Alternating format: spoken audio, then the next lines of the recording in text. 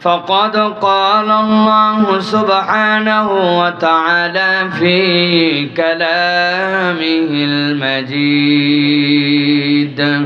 وفي فرقان الحميد. أعوذ بالله من الشيطان الرجيم. بسم الله الرحمن الرحيم. ما أصاب من مصيبة إلا بإذن الله ومن يؤمن بالله يهدي قلبه والله بكل شيء عليم.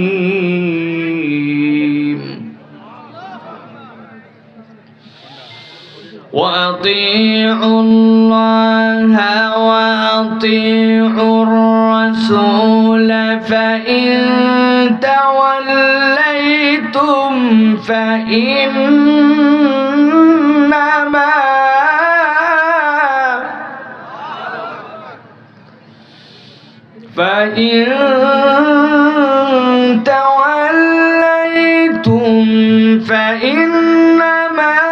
على رسولنا البلاغ المبين.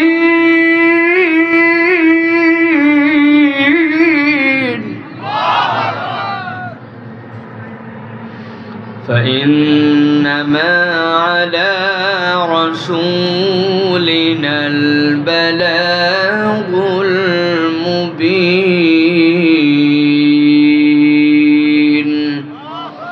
وقال الله سبحانه وتعالى إن الله وملائكته يصلون على النبي يا أيها الذين آمنوا صلوا عليه وسلموا تسليما. اللهم صل على محمد وعلى آل محمد كما صليت على إبراهيم وعلى آل إبراهيم إنك حميد مجيد. اللهم بارك على محمد وعلى آل محمد كما باركت على إبراهيم وعلى آل إبراهيم إنك حميد مجيد. الحمد لله. আল্লাহ রাব্বুল আলামিনের কাছে শুকরগুজার হচ্ছি যে আল্লাহ রাব্বুল আলামিন আজকে আমাদেরকে এই দিয়াখালী তালিমুল কোরআন মাদ্রাসা ও কেন্দ্রীয় মসজিদের উদ্যোগে তৃতীয় বাৎসরিক আজকের এই ওয়াজ মাহফিলে আসার বসার তৌফিক যোগ্যতা দিয়েছেন। সে আল্লাহর কাছে আমরা সর্বাগ্রে কৃতজ্ঞ হচ্ছি। সকলে পড়ছি আলহামদুলিল্লাহ। দরুদ এবং সালাম বর্ষিত হোক মানবতার মহান মুক্তির দূত আকায়ে নামদার তাজেদারে মদিনা আপনার আমার প্রিয় রাসূল জনাবে মুহাম্মদুর রাসূলুল্লাহ সাল্লাল্লাহু আলাইহি ওয়াসাল্লামের প্রতি। আজকের এই মোবারক মজলিসের সম্মানিত সভাপতি জনাব আলহাজ মোহাম্মদ নুরুল ইসলাম সাহেব, যিনি আয়ারল্যান্ডে থাকেন, তিনি এই এলাকাবাসী এবং এই মসজিদ সহ এই এলাকার মানুষকে ভালোবাসেন। এই জন্য এই মাহফিলকে কেন্দ্র করে শুধু আয়ারল্যান্ড থেকে আমাদের নুরুল ইসলাম ভাই এখানে এসেছেন। আমরা তাকে দোয়া করি তার জন্য আল্লাহ রাব্বুল আমিন তাকে দুনিয়া আখিরাতে কল্যাণের সাথে থাকার তৌফিক দান করেন। আজকের প্রধান অতিথি আমাদের ডক্টর দেওয়ান মোহাম্মদ সালাউদ্দিন সাহেব। আজকে কথা বলেছেন মাওলানা নাসিরউদ্দিন সাহেব। কিছুক্ষণ পূর্বে কথা বললেন মুফতি আবু রাফে সিদ্দিকী সাহেব দামাত বারাকাতুহুল আলিয়া। এই মাহফিলে উপস্থাপনা করেছেন মুফতি হুসাইন আহমেদ কাসেমি। তিনি অত্যন্ত সজ্জন মানুষ এবং অত্যন্ত আমাদেরকে ভালোবাসেন জন্য উনি আমাদেরকে আমাদের নামের আগে অনেকগুলি কথাবার্তা বলেছেন। অনেকগুলির মানে আপনারা বোঝেন, অনেকগুলো বোঝেন নাই। উনি এমন এমন কথা বলেছেন যেগুলো ওনার হোসনে জন থেকে বলেছেন, কিন্তু এগুলো লায়েক আমি নই। সুতরাং আমাদের নামের আগে সর্বোচ্চ আমরা পছন্দ করি এইটুকু বলতে আব্দুল্লাহ মোহাম্মদ সাইফুল্লাহ, বাস এইটুকুই এনাফ। এর বাহিরে যা বলেছেন এটা তার সুধারণা থেকে, আল্লাহ তার সুধারণাগুলোকে কবুল করেন, কিন্তু এইগুলার যোগ্য আমি নয়। খতিবে ঢাকায় হতে পারি না, খতিবুল উম্মাহ কেমনে হইরে ভাই? বিরাট ডেঞ্জারাস কথাবার্তা না?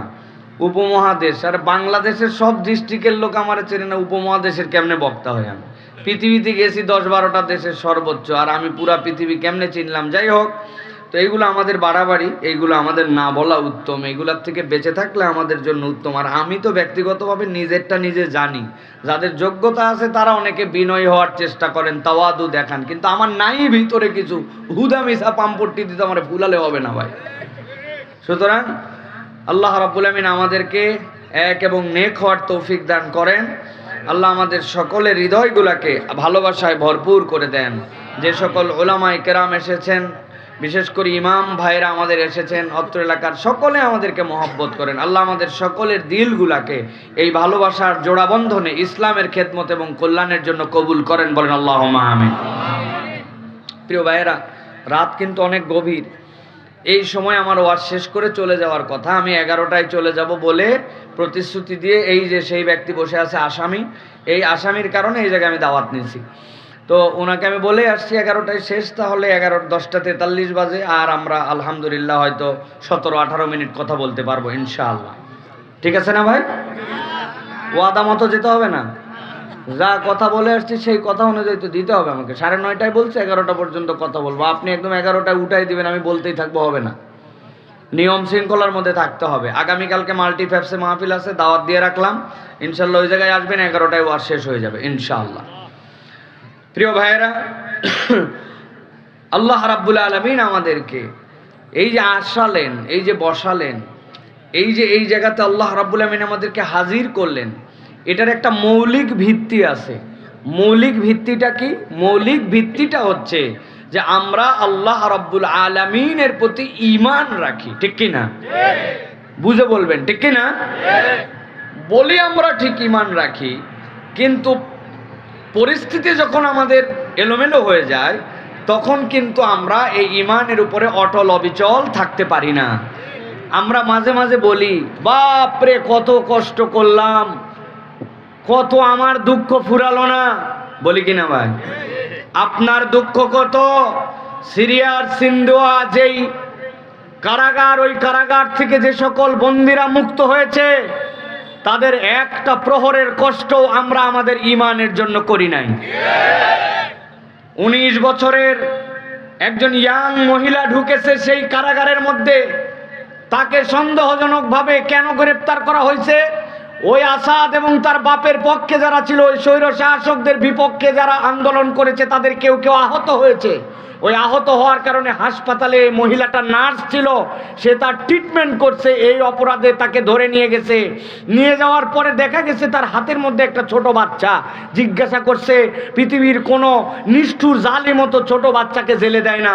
বলে জেলে দেয় নাই, আজকে আমার বয়স 32 বছর, এই কারাগারের মধ্যে 13 বছর আছি, আমাকে অসংখ্যবার আমার প্রতি শারীরিক পাশবিক নির্যাতন করা হয়েছে। ওই শারীরিক নির্যাতন করে আমার কয়েকটা সন্তান হয়েছে, ওই সন্তানের বাপকে জানি না, ওই ধর্ষণই ছিল তাদের জন্য শাস্তি। কি কষ্ট করেছি আমরা। বলেছে যারা আসাদের বিরোধী তাদের উপর থেকে বোম্বিং করো, ওই বোম্বিং করতে অস্বীকার করেছে একজন পাইলট, তাকে ধরে নিয়ে যাওয়া হয়েছে, 33 বছর তাকে জেলের ভিতরে রাখা হয়েছে। অথবা কেউ বলেছেন 23 বছর তাকে জেলের ভিতরে রাখা হয়েছে। এই 23 বছরে বৃদ্ধ হয়ে গেছে, সেই লোকের চেহারা চেঞ্জ হয়ে গেছে, হুঁশ জ্ঞান নাই, পায়ের মধ্যে বেল্ট দিয়ে বেঁধে আটকায় রেখেছে। কারণ কি? কারণ শুধুমাত্র এই স্বৈরতন্ত্রের বিপক্ষে কথা বলতো। তারা ছিল নিরেট সুন্নি মুসলমান। আর এই সকল ফাজিল বেয়াদব নুসাইরি যেই সকল খ্রিস্টানদের আদর্শে লালন করে, খ্রিস্টান যাদের কোন ত্রিতত্ত্ববাদে বিশ্বাস করে, খ্রিস্টানদের আছে আল্লাহ, খ্রিস্টানদের আছে ঈসা রুহুল্লাহ, আর খ্রিস্টানদের আছে রূহ। এই তিনটা মিলে তারা মনে করে এই তিনটাই আমাদের উপাস্য। ঠিক এই লোকগুলো মুসলমান নামদারি, কিন্তু শিয়াদের মধ্যে এরা এমন নিকৃষ্ট শাখা, ওরা মনে করে একটা হচ্ছে আল্লাহ, আরেকটা মনে করে হুসাইন অথবা আলী, আরেকটা মনে করে তারা যে এই যে ইরান থেকে যে ইসলাম গ্রহণ করেছিলেন হযরত সালমান ফার্সি, এই তিনজন মিলায়া তাদের হচ্ছে আল্লাহ রাব্বুল আমিনের কাছে উপাসনার মাধ্যম। আর পরকাল বলে কিচ্ছু নাই, দুনিয়াতে ভালো কাজ করলে ওই পারে যে ভালো ফল, আর ওই হিন্দুদের মতো পুনর্জন্মবাদ, এই বিশ্বাসী ছিল আসাদ এবং তার বাপেরা। এর বিপক্ষে যে সকল লোক ঈমান ইসলামের পক্ষে কেটেছে তাদেরকে এমন জুলুম করা হয়েছে যেইটার একটা দিন আপনার আমার পুরা জীবনের কষ্টের সমান হবে না। কথা ঠিক কি না? ইসলামের জন্য কি করেছি আমরা? ইসলামের জন্য আমাদের কোনো ডেডিকেশন নাই, ইসলামের জন্য আমাদের ন্যূনতম কোনো ত্যাগ নাই, জানেরও ত্যাগ নাই, মালেরও ত্যাগ নাই আমাদের। আমরা আছি ফুল ফিরি ফুল বাবু হয়ে। আল্লাহ রাব্বুল আমিন এই জন্য বলছেন, দুনিয়ার মানুষ একটা ঈমানের ব্যাপারে তোমরা স্থির হও, একটা বিষয়ে তোমাদের মগজটাকে তোমরা পরিষ্কার করে নাও। কি বিষয়? আল্লাহ রাব্বুল আমিন বলছেন, মা আসাবা মিন মুসিবাতিন ইল্লা বিইজনিল্লাহ। আল্লাহ বলছেন, দুনিয়ার মানুষ জেনে রাখো, এই দুনিয়াতে যত ধরনের মুসিবত আসে, যত ধরনের বালা আসে, দুনিয়ার বুকে তোমাদের উপরে যত ধরনের পরীক্ষা আসে, ইল্লা বিইজনিল্লাহ, মনে করো না এইটা আল্লাহর জ্ঞানের বাহিরে, বরং তোমার জন্য যে মুসিবতই আসুক না কেন, আল্লাহ বলছেন রব্বুল আলামিন এই বিষয়ে খবর রাখেন। এইটা বলার উদ্দেশ্য কি? এইটা বলার উদ্দেশ্য আল্লাহ বান্দাকে বুঝাতে চান, বান্দা তোমার যত বড় বিপদ হোক, যত বড় তোমার জন্য দুনিয়ার বুকে ঝামেলাও হোক না কেন, বান্দা মনে করো না তোমার রব, তোমার পালনকর্তা, তোমার মাবুদের বিষয়ে বেখবর। যেই মালিকের গোলামদের ব্যাপারে তার মালিক খবর রাখে, আল্লাহ বলছেন ওই মালিকের ব্যাপারে এইটুকু আস্থা রাখতে হবে যে গোলামের যত বড় বিপদই হোক না কেন, রব যেহেতু তার রুবুবিয়াতের দায়িত্ব নিয়েছেন, অতএব উদ্ধার করার দায়িত্বটাও সেই রব্বুল আলামিনের। ঠিক না? ভালো করে বোঝেন। অনেক সময় উদাহরণ দেই, আপনাদের এলাকায় অনেক সময় অনেক পুকুর সেচা হয়, পুকুরের পানি মেশিন দিয়ে উঠাই ফেলা হয় মাছ ধরার জন্য, হয় কি না? যেই না পুকুর থেকে যে আপনি উঠাই ফেলেছেন সব পানিগুলা নিচের দিকে তখন কাদা আর কাদা, ওই কাদাগুলা বড় বেশি জটিল কাদা হয়, একটু যদি রোদ পড়ে ওই কাদাটা অনেক সময় আঠার থেকেও বেশি আঠালো হয়ে যায়। বোঝার জন্য বলছে, খেয়াল করেন, ওই পুকুরটা বিশাল বড় পুকুর, ওই পুকুরের আশপাশে কিছু পানা ছিল, দল ছিল, একটা গরু দেখছে সেইখানে তার খাদ্য আছে, একটা দুইটা করে পানা খাইতে খাইতে লোভ সামলাতে না পেরে পুকুরের দিকে আগায় গেছে। যেই না পুকুরের মাছ বরাবর গেছে, কাদার মধ্যে চার পা ঢুকে গেছে, যেই না পা তুলতে যায়, যত তুলতে চায় তত ঢুকে যায়। ঠিক কি না? এখন নিচে যখন ঢুকে গেছে, খানিকক্ষণ হাম্বা হাম্বা করে চিল্লায়া, এরপরে আর গরু চিল্লাই না, চুপ করে গেছে। কারণ কি? গরু মনে মনে জানে যে আমি এমন একজন মালিকের অধীনে থাকি, আমাকে খাওয়ার জন্য মাঠে ছেড়ে দিয়েছে, তবে সন্ধ্যাবেলা পর্যন্ত যদি আমার খবর না পায় আমাকে খোঁজার জন্য ঠিক ঠিক আসবে, আমাকে হয়তো দু চারটা ধোলাই লাগাবে, কিন্তু আমি আটকাই গেছি মানে আমি শেষ হয়ে যাই নাই, আমার উঠাই নিয়ে যাবে। ঠিক কি না? ঠিক ঠিকই মালিক সন্ধ্যার দিকে এসে দেখছে গরু আটকায় আছে। ব্যাককল কোথাকার, এত দুনিয়ায় খাওয়ার জায়গা, তুমি খাওয়ার জায়গায় হুঁশ পাও নাই, আস্তে করে মাজার মধ্যে দড়ি লাগাইছে, গলার মধ্যে দড়ি লাগায় আশপাশের লোকজনকে দিয়ে বলছে ভাই একটু হেল্প করেন। টান দিছে, কষ্ট হয়েছে, গরুর গলার মধ্যে দাগ উঠে গেছে, কিন্তু মালিক থাকার কারণে ওই অবলা গরুটাকে উদ্ধার করে নিয়ে যাওয়া হয়েছে। ভালো করে বোঝেন। ঠিক একই রকম হয়তো কোনো কাদার এরকম পুকুর আছে, ওই পুকুরের পাশে এমন একটা গহীন জঙ্গল আছে, যেই জঙ্গলের মধ্যে বাঘ থাকে, রয়্যাল বেঙ্গল টাইগার।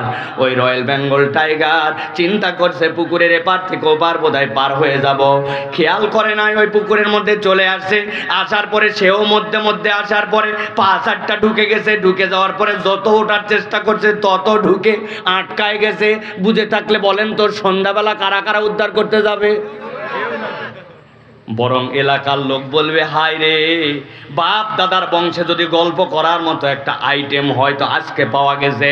কি আইটেম? কয়েকটা বাঁশ নিয়ে আয়, অন্তত নাতির কাছে গল্প করতে পারবো, পিটায়া বাঘ মারছিলাম। ঠিক কিনা?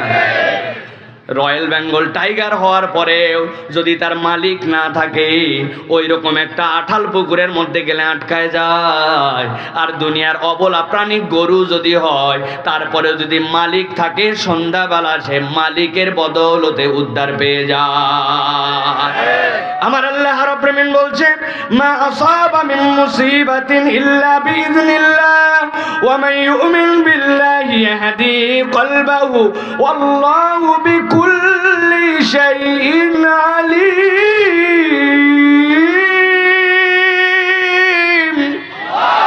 এই দুনিয়ার মানুষ ভালো করে বোঝো, আমি রব্বুল আলামিন বললাম, তোমার যত বড়ই বিপদ আসুক না কেন, এই বিপদটা আল্লাহ রব্বুল আলামিনের নলেজের মধ্যে দিয়ে আসে, রবের জ্ঞানের বাইরে কিচ্ছু নাই।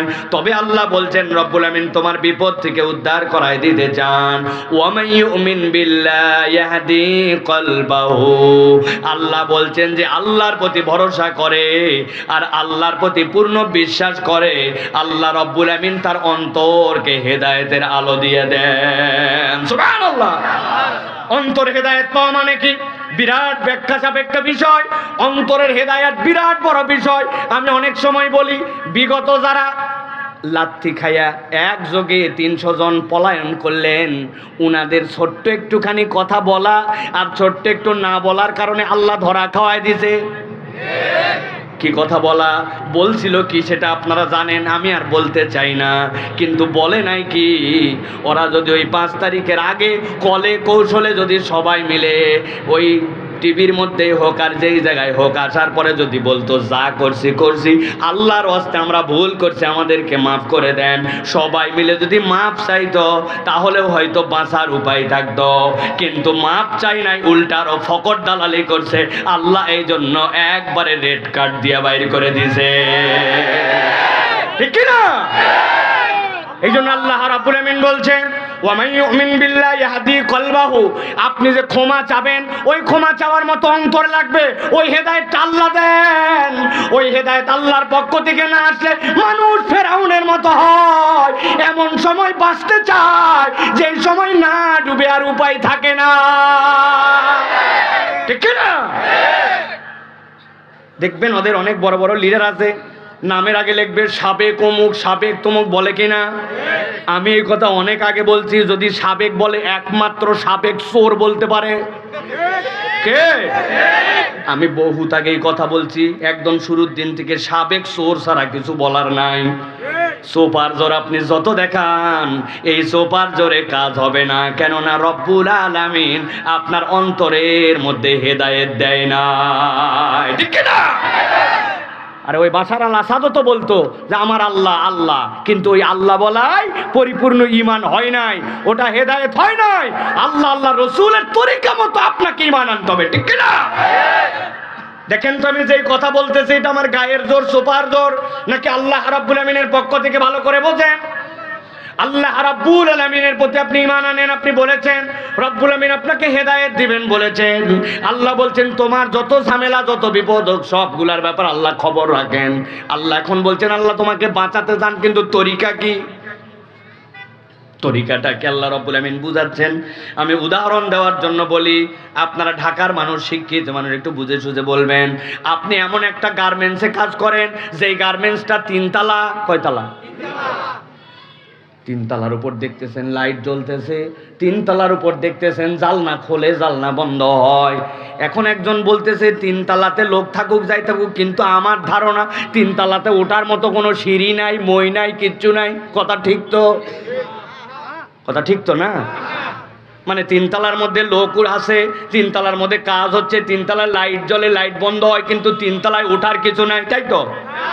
নিচ থেকে লাফ দিয়ে উঠে যায় 3 তালায়, তাই তো না? গাজীপুরের দিকে এরকম। এটা বোঝানোর জন্য বলছি, ব্রেনের মধ্যে ঢুকায় নেন। আপনি যদি 3 তালার উপরে যান, তাহলে বুঝতে হবে দোতলা পর্যন্ত ওঠার রাস্তা আছে, দোতলার থেকে 3 তালায় যাওয়ার কানেকশন আছে, অথবা এমন কোনো সিঁড়ি বা কোনো উপায় আছে যেটার দ্বারা লিফট আছে, যেটার দ্বারা আপনি 3 তালায় উঠতে পারেন। আল্লাহ বলছেন তোমার যত বিপদই হোক সব বিষয়ে খবর রাখেন আল্লাহ। আল্লাহ রাব্বুল আলামিনের প্রতি যে ঈমান রাখে, আল্লাহ তার অন্তরের মধ্যে হেদায়েত দিয়ে দেন, আল্লাহ সব বিষয়ে জানেন। তবে আল্লাহ বলছেন বলছেন আল্লাহ রাব্বুল আমিন যে হেদায়েতটা দিবেন তার একটা পথ এবং পদ্ধতি তোমাদের কাছে আল্লাহ জানায় রাখতে চান। আল্লাহ রাব্বুল আমিন বলছেন ওয়া আতিউল্লাহ ওয়া আতিউর রাসূল ফাইন তাওয়াল্লাইতুম ফাইন্নামা আলা রাসূলিনাল বালাগুল মুবিন। আমার আল্লাহ রাব্বুল আমিন বলছেন তুমি যদি বাঁচতে চাও, আল্লাহ রাব্বুল আমিন পথ বলে দিচ্ছেন ওয়া আতিউল্লাহ ওয়া আতিউর রাসূল, আল্লাহর অনুসরণ করো, রাসূলের দেখানো পদ্ধতিতে চলো। তুমি আল্লাহর প্রতি ঈমান আনি এই কথার দ্বারা কোনো ফায়দা পাবে না যতক্ষণ পর্যন্ত আল্লাহর দেওয়া ইবাদত নবীজির তরিকা অনুযায়ী তুমি আদায় করবে না, ঠিক না? অথবা আপনাকে আল্লাহর দেওয়া ইবাদত নবীজির দেওয়া তরিকা দিয়ে উঠতে হবে আপনাকে। এখন আপনি বলতেছেন আমার ঈমান ঠিক আছে কিন্তু আপনি নামাজ পড়েন না, এইরকম ঈমানদার এলাকায় আছে নাকি? আছে বুলেট ঈমান, বাবা আমার ঈমান ঠিক আছে, উনি নামাজ পড়ে না, আছে না? উনি বিড়ি ফুঁকায়, গাঁজা খায়, অন্যায় করে, মিথ্যা কথা বলে, আবার বলে আমার আল্লাহ এক, আমার রসুল এক। আপনার থেকে বড় টাউট আর 2 নম্বর আল্লাহর দুনিয়ায় একটাও নাই। ভালো করে মুখস্থ রাখবেন এই তরুণেরা, যুবকেরা দাঁড়ায় দাঁড়ায় ওয়াজ শুনতেছে কষ্ট করে। পাকিস্তানের এক ওস্তাদ তার ছাত্রকে বলছে অনেকদিন তো তোমাকে পড়ালাম বাপ, আজকে উল্টা তোমার কাছে একটু জিজ্ঞাসা করতে চাই। বলছে কি ওস্তাদ, কি জিজ্ঞাসা বলেন? বলছে শোনো, বলো তো দুনিয়াতে নামাজ পড়ে না কারা? ও খানিকক্ষণ ভেবে বলছে ওস্তাদ আমার ক্ষুদ্র জ্ঞানে যতটুকু বুঝছি তাতে মনে হয় 3 শ্রেণীর লোক দুনিয়াতে নামাজ পড়ে না। কয় শ্রেণী? যারা ঘুমায় গেছেন তারা শুধু কথা বলবেন না, যারা জেগে আছেন বলেন কয় শ্রেণী? 3 শ্রেণী। বলছে কারা কারা বলো? বলছে 1 নম্বরে দুনিয়াতে যারা পাগল অথবা অজ্ঞান, এরা নামাজ পড়ে না। অজ্ঞান লোক নামাজ পড়ে ভাই? পাগলে নামাজ পড়ে? পড়লেও কি সেটা জুত মতো নামাজ হয়? বলছে বাহ দারুণ ব্যাপার, ঠিক বলছো। 2 নম্বর বলছে 2 নম্বর হচ্ছে ওস্তাদ আমার যতটুকু ধারণা তাতে মৃত মানুষ নামাজ পড়ে না। মরা মানুষ নামাজ পড়ে? মরা মানুষের উল্টা নামাজ পড়া লাগে, ঠিক না ভাই? বলছে দারুণ তো, তাহলে অজ্ঞান অথবা পাগল, আর 2 নম্বর হচ্ছে মরা মানুষ নামাজ পড়ে না। 3 নম্বর বলছে 3 নম্বর আমি যতটুকু দেখছি অমুসলমান নামাজ পড়ে না। তাহলে নামাজ পড়ে না কয় শ্রেণীর লোক? 1 নম্বর অজ্ঞান অথবা পাগল। বলেন বলেন সবাইকে বলতে হয় দাঁড়ায় অজ্ঞান অথবা। 2 নম্বরে মৃত বলেন, 3 নম্বরে অমুসলমান বলেন।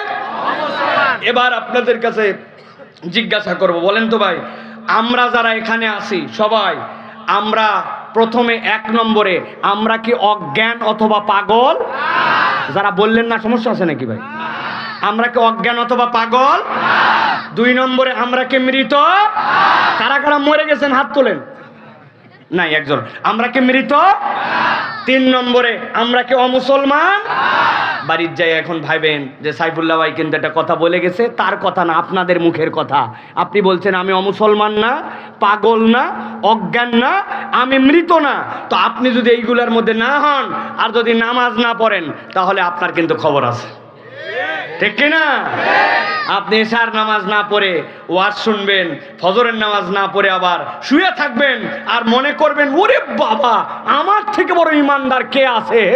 সিরিয়ার বিজয়ের পরে স্ট্যাটাস দিছে লিল্লাহে তাকবীর আল্লাহু আকবার, সকাল 10:30টার সময় ফজর না পড়ে আবার চেক করতেছে কতগুলো লাইক পড়লো রে, সিরিয়ার মতো বিজয় আমার লাইক পড়লো না, মুসলমান দেশে আর না, ভালো জিনিস ভাইরাল করলো না, বেনামাজি ভাইরাল করাচ্ছে উনি, আছে কি না?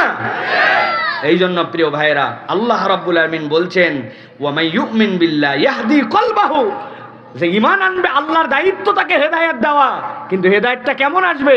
ওয়া মান ইউতিইল্লাহ ওয়া রাসূল, আল্লাহ এবং তার রাসূলের অনুসরণ লাগবে। আতিউল্লাহ ওয়া আতিউর রাসূল, নবীজির সুন্নাত অনুযায়ী জিন্দেগি লাগবে, আপনার আমার নিজের মত অনুযায়ী বুদ্ধি অনুযায়ী নয়, আল্লাহ আল্লাহর রাসূলের দেখানো পদ্ধতি অনুযায়ী, ঠিক কি না? তাহলে আল্লাহ রাব্বুল আলামিন আমাদেরকে হেদায়েতের রাস্তা বের করে দিবেন, বলেন আল্লাহুম্মা আমিন। প্রিয় ভাইয়েরা মোটামুটি 11টা বাজে, ওয়াজ কিন্তু শেষ। কি কি ঠিক ঠিক আন্দাজি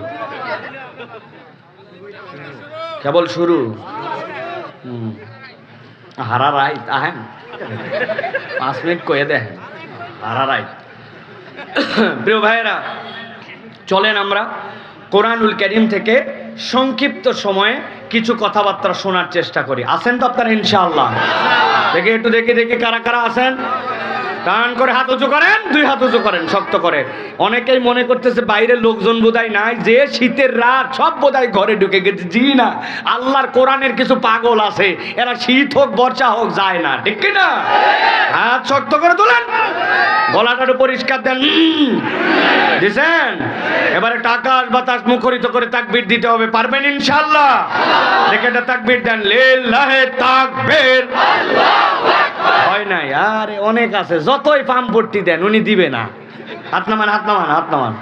যারা যারা ভাই জোরে তাকবীর দিতে পারবেন না, আগেই আপনি আমাদেরতে বাদ হন, হাত তুলে নেবার। কারা কারা পারবেন না জোরে দিতে?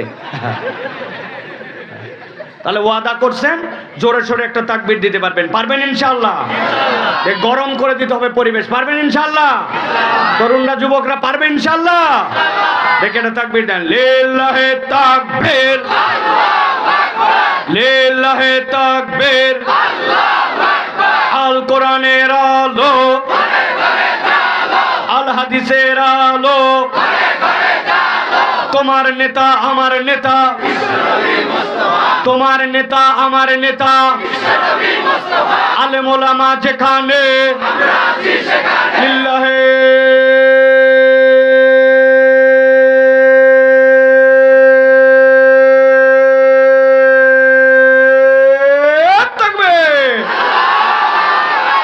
আলহামদুলিল্লাহ, আলহামদুলিল্লাহ বলেন।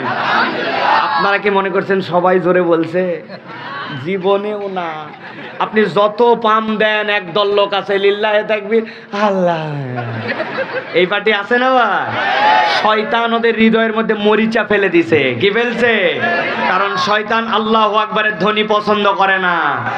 বাংলাদেশ নাকি অনূর্ধ্ব-19 বিশ্বকাপে জিতছে, শুনছেন খবর? বিশ্বকাপে জেতা টেতা পরের বিষয়, কিন্তু গ্যালারির থেকে যাদের বিপক্ষে জিতছে ওই জায়গায় আল্লাহু আকবারের যে তাকবীরের স্লোগান হয়েছে, এটাতে ওদের পিছনে আগুন লেগে গেছে, ঠিক কি না?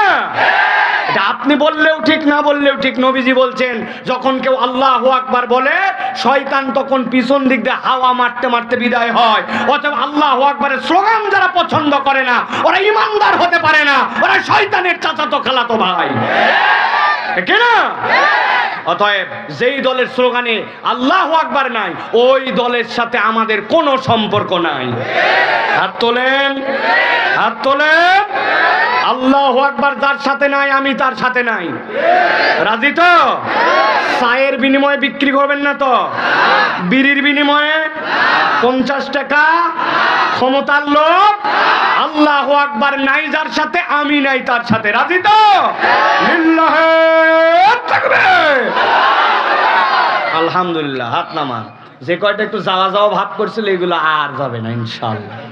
ঠিক আছে ইনশাআল্লাহ? ইনশাআল্লাহ। আমরা সংক্ষিপ্ত সময়ে নির্ধারিত একটা প্রসঙ্গে কিছু কথা বলবো। আর যাওয়ার সময় ওই যে সামনে আমাদের বই নিয়ে আসছি, আপনাদের বেশিরভাগ কথাবার্তা বাড়িতে যায় না। এই জন্য আমরা যেইগুলো বই লিখেছি, পকেটের পয়সা খরচ করে বহুত কষ্ট করে আসছে এই জায়গায়। সত্যায়ন পাবলিকেশনে আমার যেই 5টা বই সহ অনেক বই আছে, মিজান ভাই, আজারি ভাই সহ বিভিন্ন বই আছে।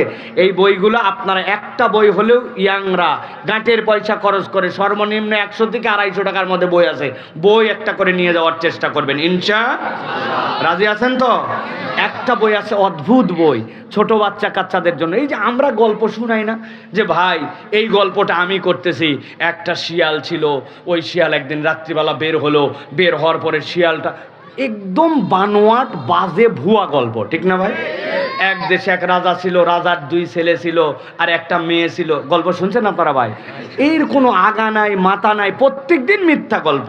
কিন্তু আমি একটা বই সংকলন করছি, যে গল্প রাসূল সাল্লাল্লাহু আলাইহি ওয়াসাল্লাম শুনিয়েছেন, সাহাবীদেরকে উল্টা নবীজি শুনাইছেন। এই সাহাবী আসো, আমি তোমাকে একটা গল্প শুনাই। সুবহানাল্লাহ বলেন। নবীজির এরকম 14টা গল্প, ছোট্ট একটা বই। বইটাও অদ্ভুত, বুক পকেটে রাখতে পারবেন। বাচ্চাদেরকে দিয়ে বলবেন এই গল্প পড়, মাকে বলবেন এই গল্প শোনায় শোনায় বাচ্চাকে ঘুমাও। নবী যেই গল্প সাহাবীকে শোনাইছে ওই গল্প থেকে উৎকৃষ্ট গল্প হতে পারে? এটা আমি আমার বইয়ের বিজ্ঞাপন করি নাই, আপনি ভালো বই নিবেন ইনশাল্লাহ। তবে এরকম বই আছে প্রিয় ভাইরা। আরেকটা বই আছে, আমরা কথায় কথায় বলে আমি নবীজির উম্মত, এত সোজা না। নবীজি বলছেন এমন কতকগুলা কাজ আছে যেইটার দ্বারা আপনি উম্মতের তালিকাতেই নাই, আপনি জানেনই না যে আপনার নাম বাদ চলে গেছে, ডিসকোয়ালিফাই। যেরকম নবীজি একদিন গেছে মদিনার বাজারে, যাওয়ার পরে গমের বস্তার মধ্যে হাত দিয়েছেন, উপরে ঝরঝরা শুকনা, নিচে হাত দিয়ে নবীজি দেখেন ভিজা। নবীজি বলেন এই ধান্দাবাজ, উপরে এরকম নিচে এরকম ব্যাপার কি? নবীজি বলছেন মান গাসসানা ফালাইসা মিন্না, যে ধোকা দেয় সে আমার উম্মত নয়। এখন আমরা এই দু একটা জানি, কিন্তু হাদিসের মধ্যে নবীজি 40টা জায়গায় আমার উম্মতের তালিকায় নাই এরকম বর্ণনা দিয়েছেন। আমি কৌশলে 6টা গল্প বানাইছি, ওই 6টা গল্পের শুরুতে ঢুকবেন, বাইর হওয়ার আর কোনো কায়দা নাই। গল্প পড়ে বের হবেন, আপনার মগজ ধোলাই দিয়ে বের করে দেওয়া হবে, 40টা বিষয় জেনে ফেলবেন। শেষেও তালিকা দেওয়া আছে সুন্দর করে, ছোট্ট একটা বই আপনাদের জন্য নিয়ে আসা হয়েছে।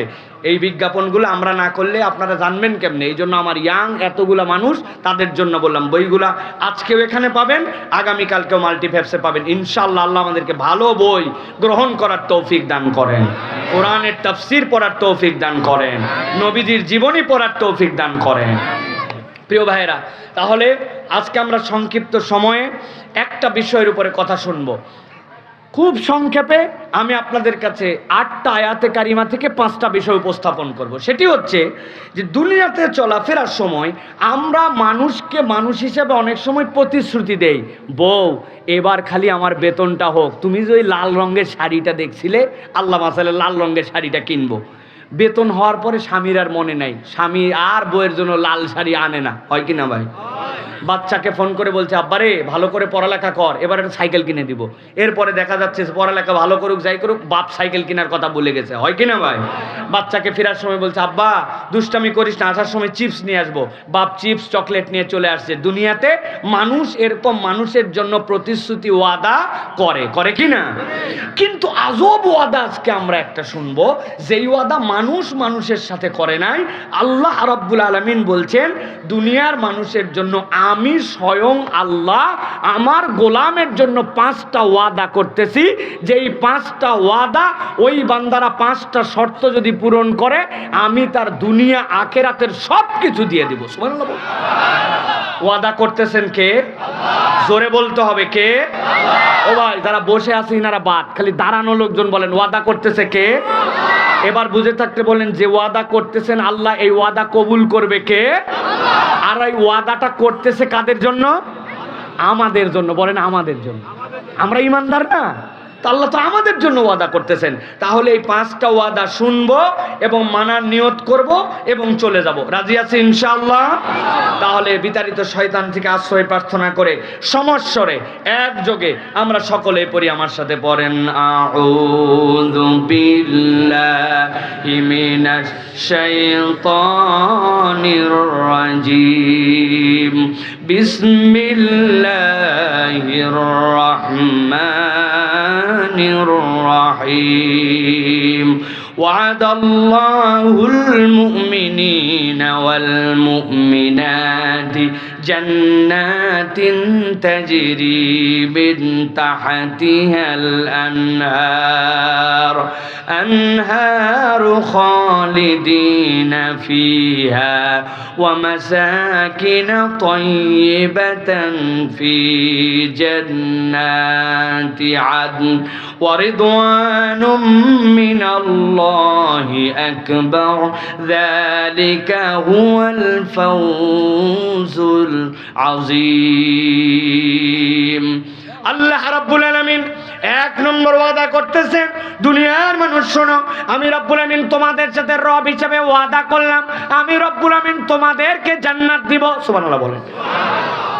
আল্লাহ বলছেন ওয়াদাল্লাহুল মুমিনিনা ওয়াল মুমিনাত, তোমাদের রব যত মুমিন পুরুষ আর মুমিন নারী তাদের সাথে ওয়াদা করতেছেন জান্নাতিন তাজরি মিন তাহতিহাল আনহার, এমন একটা জান্নাত দুনিয়ার বুকে যখন তুমি চলাফেরা করেছো, হয়তো মাটির উপর দিয়ে চলেছো, নয়তো অন্য কোনো উপায় অবলম্বন করে পানির উপর দিয়ে চলেছো, অথবা তুমি বায়বীয় পদ্ধতিতে আসমান দিয়ে ঘুরেছো, কিন্তু আল্লাহ বলছেন ইমানদার আমি তোর জন্য যে জান্নাত দিব তাজরি মিন তাহতিহাল আনহার। নহর 1 বচন, নাহরান 2 বচন, আনহার হচ্ছে জমায় তাকসির। আল্লাহ রাব্বুল আমিন কতগুলো নহর দিবেন স্থায়ীভাবে বলেন নাই, তবে নবীজি বলছেন কিয়ামতের ময়দানে ফায়সালার পরে বান্দা যখন জান্নাতে যাবে, এই শাহাদত আঙ্গুলি ইমানদারদের বড় পাওয়ারফুল হবে। এই শাহাদত আঙ্গুলি ইশারা দিয়ে যখন সে নড়াচড়া করবে, জান্নাতে তার পায়ের নিচ দিয়ে যে নহরগুলা থাকবে, যেই নহরের উপর দিয়ে সে ঘোরাফেরা করবে, ওই নহরগুলা আঙ্গুলের ইশারাতে ওই জান্নাতীদের কথা মতো তার জান্নাতে পিছে পিছে ঘুরে বেড়াবে। সুবহানাল্লাহ। আল্লাহ বলছেন নবী আপনি জানায় রাখেন, দুনিয়ার মানুষ যত ধরনের নিয়ামত পাক না কেন, দুনিয়ার মানুষের নিয়ামতগুলা স্থায়ী হয় না, দুনিয়ার মানুষের আনন্দগুলা কখনো চূড়ান্ত হয় না। আপনি হয়তো আপনার বাচ্চাটা যখন হয়েছিল, ছেলে হওয়ার পরে এত খুশি হয়েছেন, খুশি হওয়ার পরে 1 মণ মিষ্টি বিলাইছেন, অনেক মানুষকে খাওয়াইছেন, তার আকিকার জন্য বিরাট অনুষ্ঠান করছেন, এরকম আমরা করি কিনা? কিন্তু ওই ছেলেটা যখন 20-22 বছরে এমন আকাম কুকাম করতে শুরু করছে, আপনার হাতের থেকে বাইরে চলে গেছে, এমন ভাবে মাদকাসক্ত হয়েছে, নেশাগ্রস্ত হয়েছে, বাপ তখন বলে এই সন্তান বেঁচে থাকার থেকে মরে যাওয়া ভালো, বলে কিনা? দুনিয়া এরকম আমাদের অনেক হয়। এমন একটা মহিলা দেখে বিয়ে করছিলাম, মনে হয়েছিল আসমান জমিন এর থেকে বড় সুন্দরী নাই, কিন্তু বাড়িতে আসার পরে মনে হয়েছে বাপরে বাপ, এর থেকে বড় তো আর কোনো ফেতনাবাজ আল্লাহর জমিনে আর নাই, সুখ বলে কিছু নাই। আছে না এরকম? মহিলার কথা বললে যদিও খুশি হয়, অনেক মহিলার নসিবে এরকম স্বামী জুটছে, দেখতে এত বড় দাড়িওয়ালা, বিরাট বড় হুজুর হুজুর ভাব, বাইরে লোকজনের সাথে ভালো আচরণ করে, কিন্তু বাড়ির ভিতর ঢুকলে বউয়ের গায়ে হাত তুলে, বউয়ের সাথে কটু কথা বলে, বাজে ব্যবহার করে, এরকম হুজুর মার্কার স্বামী আছে কিনা? 2 দিকে আছে। বোঝানোর জন্য বলছি, দুনিয়ায় আপনি আপনার বাহ্যিক চোখে যা দেখেছেন সবগুলা মনে হয় আমার জন্য। এই শান্তিটা, এইটুকু, এই আরামটুকু, এই অনুরাগটুকু, এই উপভোগটুকু, এইটা আমার জন্য স্থায়ী। আল্লাহ বলছেন কোনোটাই স্থায়ী হয় না, কিন্তু আল্লাহ বলছেন আমি তোমার জন্য ওয়াদা করছি যে জান্নাত তোমাকে দিব।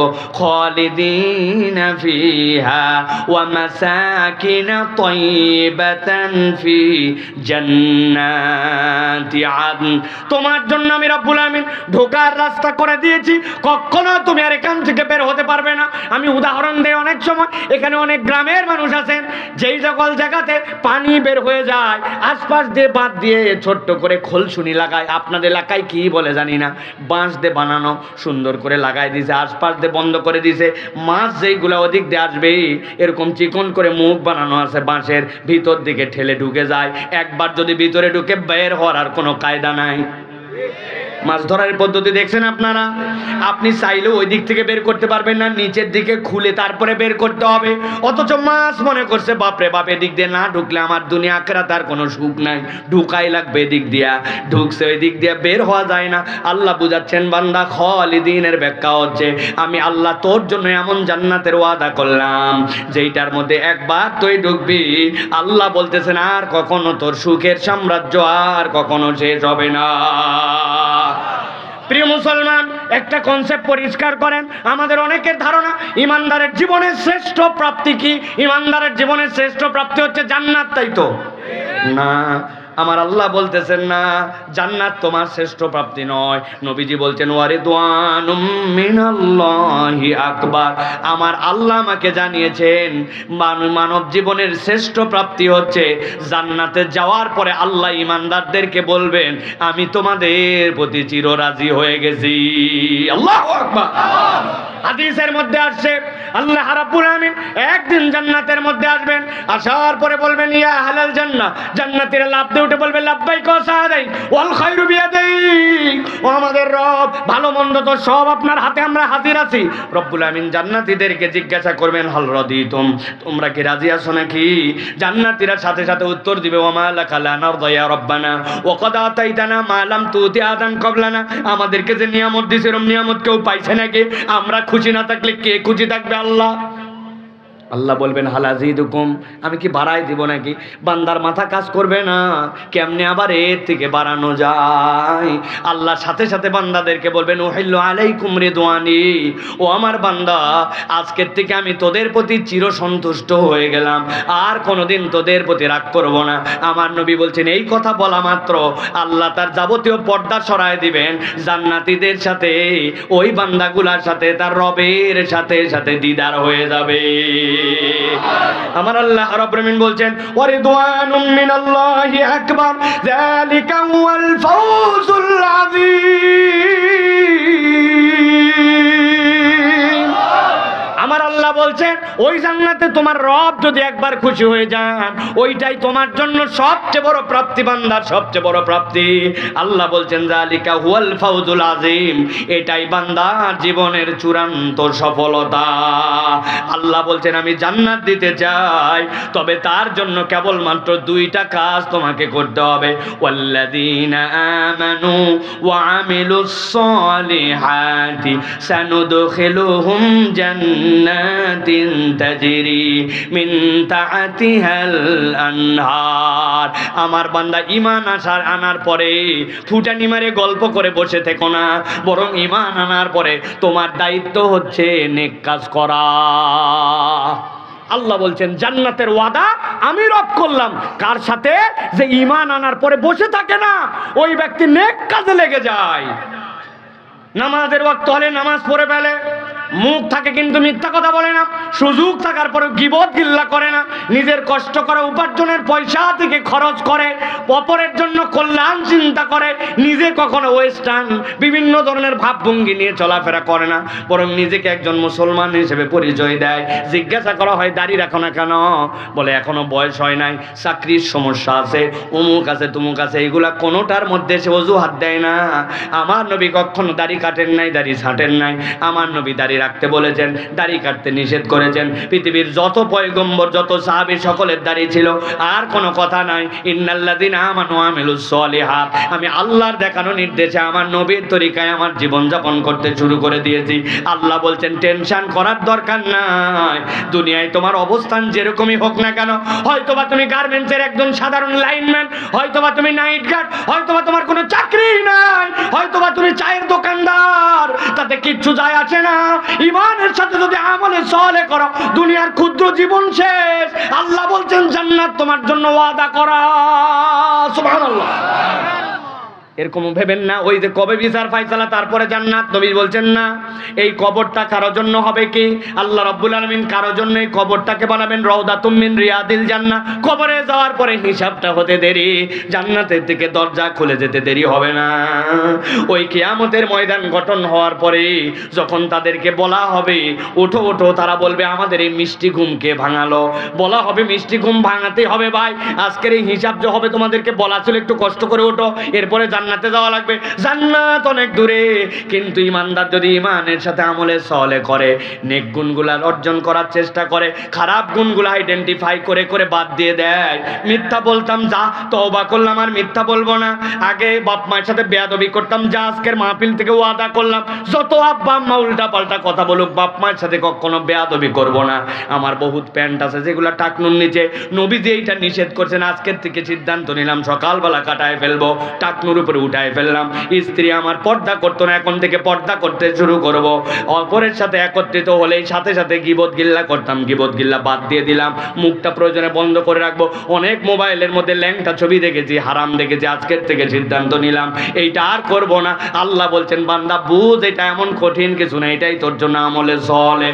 ঈমান আনার পরে যদি আমলে সালেহ তুই করিস, আমি আল্লাহ স্বয়ং ওয়াদা করলাম আমার বান্দাকে আমি জান্নাত দিয়ে দিব। সুবহানাল্লাহ। তাহলে এক নম্বর বিষয় হচ্ছে ঈমান আনার পরে আমাদের আমলে সালেহ করতে হবে। ঈমান আনার পরে যদি আমলে সালেহ করি, তাহলে আল্লাহ রাব্বুল আমিন আপনাকে আমাকে জান্নাত দিবেন। জান্নাত চাই তো ভাই? চাই তো ভাই? জান্নাত চাই না কে? সকলেই চাই আমরা, কিন্তু জাস্ট একটু আমাদের ভুল ভ্রান্তি আছে, এগুলো একটু শুধরায় নিলেই রব্বুল আলামিন আমাদের জন্য ওয়াদা করছেন জান্নাত দিবেন ইনশাআল্লাহ। তাহলে আল্লাহর ওয়াদা কয়টা বলবো বলছি? হয় নাই, কয়টা?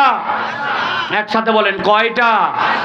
এক নম্বর হচ্ছে জান্নাত, এই প্রতিশ্রুতি আল্লাহ রাব্বুল আমিন দিয়েছেন। চলেন এবার দুই নম্বরটা দেখি কি আল্লাহ রাব্বুল আমিন বলছেন। তুমি জান্নাতের দিকে যেতে চাও, কিন্তু শয়তান তোমাকে গাফেল করে ফেলে। আমরা সব সময় আল্লাহর কাছে বলি ইহদিনাস সিরাতাল মুস্তাকিম, এই রব তুমি আমাকে হেদায়েত দাও, বলি কিনা? আল্লাহ বলছেন বান্দারে আমি তোর কাছে ওয়াদা করলাম, আমি রব্বুল আলামিন তোকে হেদায়েত দিব, আমি রব্বুল আমিন তোকে অনুগ্রহের পথ দেখাই দিব, এটা আমি রব্বুল আমিনের ওয়াদা। সুবহানাল্লাহ। তো তরুণ যুবক ভালো করে খেয়াল করো, তুমি নিয়ত করছো এখান থেকে তোমার গ্রামের বাড়ি যাবা, অথবা তুমি নিয়ত করছো এখান থেকে তুমি মতিঝিল যাবা। মোবাইল তুমি অন করছো, মোবাইল অন করার পরে তুমি ডাটা অন করছো, ডাটা অন করার পরে গুগলে গেছো, গুগলে যাওয়ার পরে লোকেশন সার্ভিস যেটা আছে লোকেশন সার্ভিসে গেছো। যেই না তুমি সিলেক্ট করছো, সিলেক্ট করলে কি দেখাবে যে তুমি প্রথমে কোথায় আছো, ঠিক কিনা ভাই? এরপরে তুমি সিলেক্ট করছো আমি যাব কোথায়, হোয়ার ইউর ডেস্টিনেশন, আপনি ডেস্টিনেশনে লিখছেন মতিঝিল, ডেস্টিনেশনে লিখছেন বগুড়া, ডেস্টিনেশনে লিখছেন নোয়াখালী। আপনি যেই না লিখছেন, লেখার পরে এরপরে আপনার জন্য আসবে ডাইরেকশন, আপনি কোন দিক দিয়ে যেতে চান। আপনি যেই না ক্লিক করবেন আপনি কোথায় আছেন, কোথায় যেতে চান, এরপরে ক্লিক করা মাত্র আপনার জন্য রাস্তা দেখাবে। রাস্তা যেই না দেখাবে তখন সে আবার আপনাকে বলবে এই রাস্তাটা বন্ধ আছে, এই রাস্তাটা খোলা আছে, এই রাস্তায় জ্যাম আছে, একটু ঘুরে হলে বিকল্প এদিক দিয়ে যান, দ্রুত রাস্তা। এটা আপনার জন্য বলে কিনা? মুরব্বী আপনি বুঝবেন না, এটা ইয়াংদের জন্য বলছি।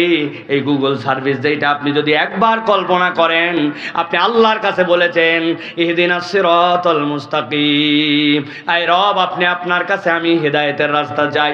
আল্লাহ বলেন হেদায়েতের রাস্তাতে তুই চাস তা তো বুঝলাম, কিন্তু আসিস কোথায় আগে সেটা তো বলবি, তোর লোকেশন সিলেক্ট না করলে তো হবে না। আপনি আল্লাহর কাছে বলতেছেন আল্লাহ ভুল হয়েছে, আগের থেকে এবার বলতে শুরু করছি ইয়াকা না'বুদু ওয়া ইয়াকা নাস্তাঈন, আমি কারো গোলাম নই, আমি কেবল আপনার কাছেই চাই আর আপনার কাছেই কেবল সাহায্য প্রার্থনা করছি। আল্লাহ বলেন ঠিক আছে, এখন বল কি চার, বলি ইহদিনাস সিরাতাল মুস্তাকিম, আল্লাহ আমাকে সরল সঠিক রাস্তা দেখাও। দেখাতে তো চাই, কিন্তু রব্বুল আমিন যেমন তেমন রাস্তা নয়, ওই রাস্তায় ডাকাতি হবে কিনা, ওই রাস্তায় পৌঁছাইছে কিনা জায়গা মতো আমার জানা নাই। আই রব্বুল আমিন এই জন্য আমি এমন রাস্তা চাই যে রাস্তা নিরাপদ কুইক পৌঁছানো যাবে। আল্লাহ বলতেছেন সেটা আমার কাছে এখন অ্যাপ্লিকেশন কর।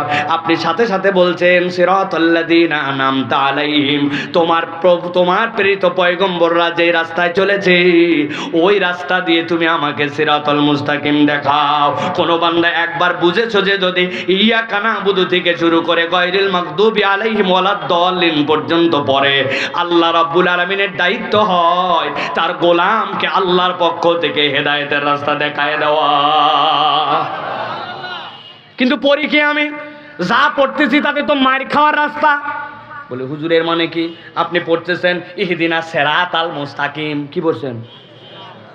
সোয়াদ দিয়ে সিরাত মানে রাস্তার, সিন দিয়ে সিরাত মানে গজারির লাঠি। কি আপনি 70 বছর ধরে আল্লাহকে বলছেন ইহদিনাস সিরাতাল মুস্তাকিম, আল্লাহ যেই লাঠির মধ্যে কাঁটা কাঁটা আছে ওইটা আমাকে দেখা। আল্লাহ যে এতদিন পর্যন্ত আপনার বাটাম ফাটায়নি, তাই তো বেশি। এই জন্য আল্লাহর কাছে চাওয়ার মতো আপনাকে চাইতে হবে। তাহলে 1 নম্বরটা জান্নাত, 2 নম্বর আল্লাহ বলছেন আমি প্রতিশ্রুতি তোকে দিচ্ছি, আমি রব তোকে হেদায়েত দিয়ে দিব। যেই হেদায়েতের রাস্তায় উঠলি কখনো তুই পথ ভ্রষ্ট হবি না। আল্লাহ সূরা ইউনূস কোরআনের 10 নম্বর সূরা এর 9 নম্বর আয়াতের মধ্যে বলছেন ইন্নাল্লাযীনা আমানু ওয়া আমিলুস সলিহাতি ইয়াহদিহিম রাব্বুহুম বিঈমানিহিম তাজরি মিন তাহতিহিমুল আনহারু ফি জান্নাতিন নাঈম। আমার আল্লাহ বলছেন ও দুনিয়ার মানুষ, তোমাদের মধ্যে থেকে যারা ঈমান আনবে আর আল্লাহর দেখানো প্রতিশ্রুতি পথ অনুযায়ী নবীজির তরিকা অনুযায়ী আমলে সলে করবে, আমি রব দায়িত্ব নিলাম ইয়াহদিহিম রাব্বুহুম বিঈমানিহিম, তাদের এই ঈমানের কারণে আল্লাহ রাব্বুল আমিন স্বয়ং তাদেরকে হেদায়েতের উপরে রাখবে। সুবহানাল্লাহ। তাহলে শয়তানকে গাফেল, আমাদেরকে কখনো শয়তান গাফেল করতে পারবে? পারবে না। আল্লাহ বলছেন দায়িত্বটা কি, আগে কাজটা বুঝে নাও। 3 তলায় লাইট জ্বলে, আপনি বলছেন না না না কোনো সিঁড়ি নাই, লোক খালি লাফ দিয়ে ওঠে। জি না, লাফ দিয়ে ওঠে না, সিঁড়ি আছে। আল্লাহ বলছেন সিঁড়িটা হচ্ছে ঈমান আনো, আমলে সলে করো। এই 2টার উপর অটল অবিচল থাকলে আল্লাহ রাব্বুল আলামিন তোমার হেদায়েতের রাস্তা দেখানোর দায়িত্ব আল্লাহর ওয়াদা। সুবহানাল্লাহ। আপনি এই কথার ভার বোঝেন নাই ভাই, আপনি কথার লোড বোঝেন নাই। আমাকে গাইড করবেন স্বয়ং আল্লাহ, তাহলে আমি জান্নাতে না যাই যাবো কোথায়? আল্লাহ বান্দাকে জাহান্নামে নেওয়ার জন্য সৃষ্টি করেন নাই। সুবহানাল্লাহ। অতএব আপনাকে ঈমান এবং আমলে সলের উপরে থাকতে হবে। আল্লাহ বলছেন আমি ওয়াদা করলাম তাজরি মিন তাহতিমুল আনহার ফি জান্নাতিন নাঈম, আমি রব্বুল আমিন তাদেরকে নাঈম নামক জান্নাতের মধ্যে ঢুকাই দেব। সুবহানাল্লাহ। এই জন্য নবীজি সাল্লাল্লাহু আলাইহি ওয়াসাল্লাম আল্লাহর কাছে সব সময় দোয়া করতেন, আল্লাহুম্মা ইন্নী আসআলুকাল হুদা ওয়াত তুকা ওয়াল আফাফা ওয়াল গিনা। বলেন আল্লাহুম্মা ইন্নী আসআলুকাল হুদা ওয়াত তুকা ওয়াল আফাফা ওয়াল গিনা। আয় রব্বুল আলামিন, আপনার কাছে আমি হেদায়েত চাই, আপনার কাছে আমি খোদাভীতি চাই, আপনার কাছে আমি মার্জনা চাই। আর আল্লাহ আপনি আমার কাছে সব সময় এমন ভাবে রব হিসাবে থাকবেন যে আমি যেন আপনার হেদায়েতের উপর থাকতে পারি। আল্লাহুম্মা ইন্নী আসআলুকাল হুদা। মুসলিম শরীফের হাদিসের মধ্যে আসছে, বান্দা যদি এইটা করে আল্লাহর কাছে দোয়া, তাহলে আল্লাহ রাব্বুল আমিন তাকে হেদায়েতের উপর রাখেন। সুবহানাল্লাহ। অতএব প্রিয় ভাইরা, আমাদের ইয়াহদিহিম রব্বুহুম বিঈমানিহিম, ঈমানের কারণে আল্লাহ হেদায়েত দিবেন। তো এখন যেই ঈমানের কারণে আল্লাহ হেদায়েত দিবেন, ওই ঈমান আমার ঠিক আছে না নাই, এটা হিসাব করা লাগবে না ভাই? আমি মজা করে মাঝে মাঝে বলি, আমাদের মহিলারা মাঝে মাঝে বলে আল্লাহ তো আর কারো বাচ্চা কাচ্চা দেখে না, খালি আমারটাই দেখে, খালি যত রোগ আমারটার। নাউজুবিল্লাহ। আপনার বউ এই কথা বলে যায়, দেখেন অনেকে। যেই দিন উনি নেড়ে দিছে, ধান শুকাতে দিছে, একটু আটা কুটাই আনছে, আটাটা ওই দিন শুকাতে দিছে, আল্লাহর কি কাম, ওই দিনই আকাশ একটু ঝিরিঝিরি করে বৃষ্টি, সাজ্জাদ আল্লাহরে গালি দেয়। আর লোকের তো যেদিন ধান শুকায় আল্লাহ দেখে না, খালি আমার ধান শুকানি আল্লাহ দেখে। আছে কি না?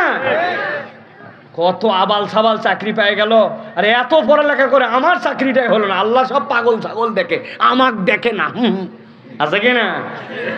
ইয়াহদিহিম রব্বুহুম বিঈমানিহিম, আল্লাহ তাদেরকে হেদায়েত দিবেন কি দিয়ে? তাদের ঈমান দিয়ে। আপনার ঈমানই নাই, আপনি হেদায়েতটা পাবেন কোত্থেকে? ঠিক কি না ভাই? ভালো করে বুঝেন, এই চেহারা দিয়া, এই টুপি দিয়া, এইগুলাতে ঈমানের হিসাব হয় না। ঈমান ওরে ভিতরে জিনিস থাকলে, 10টা বেলুন, একটা বেলুন সাদা কালার, একটা লাল কালার, একটা হলুদ কালার, এগুলো আমরা পছন্দ করি, আর একটা সবুজ কালার, আর একটা কুচকুচা কালো, সবগুলাই বেলুন, সবগুলার মধ্যে নর্মাল অক্সিজেন, আর কালোটার মধ্যে দিছে হিলিয়াম। আপনি সবগুলা রেখে দিছেন, দিয়ে বলছেন কালোটা আমি পছন্দই করি না, দেখতেই পারি না, কালো রঙের একবার ভালোই লাগে না বলে টলে আপনি সব বেলুন রাখছেন, উড়ে যাবে কোনটা? কোনটা? তো ওটা কি রং দিয়ে উঠছে না ভিতরের জিনিস দিয়ে উঠছে? হ্যাঁ, ভিতরের জিনিস দিয়ে ওইটা উঠছে। অতএব ঈমানটা হচ্ছে আভ্যন্তরীণ বিষয় আপনার জন্য, ওইটা যেন গড়বড় না হয়, ওইটা যেন ফটর ফটর মুখ দিয়ে অন্যদিকে যায় অন্য কথা বলে যেন ঈমান বিক্রি করে দেন না। অনেকেই বলে হ্যাঁ হ্যাঁ অমুকে আপনারা বলেন ইসলামের বিরুদ্ধ শক্তি, তমুক শক্তি। আপনি কেমনে বুঝলেন ভাই? সব কিছু এমনি এমনি বোঝা লাগে না, তাদের কাজ কর্ম আচরণ আকীদার দ্বারা বোঝা যায় যে কার ঈমান আছে কার ঈমান নাই। এটা আল্লাহ আল্লাহ রসুল দেখাই দিয়ে গেছেন, ঠিক না? বলছে ভাই শাহজালালের মাজারে কেন যাচ্ছ? আমার বাচ্চাটা অনেক দিন হলো অসুখ ভালো হয় না, চাকরি হয় না, এই জন্য একটু মান্নত দিতে যাচ্ছি। তো শাহজালালের মান্নত দিতে যাচ্ছেন মানে? বলে ওই জায়গায় বড় উনি আল্লাহর ওলি, দিলে আল্লাহ রাব্বুল আলামিন কবুল করতে পারে। তো আমিও তো বিশ্বাস করি উনি বড় আল্লাহর ওলি, তো আপনি যাচ্ছেন কেন?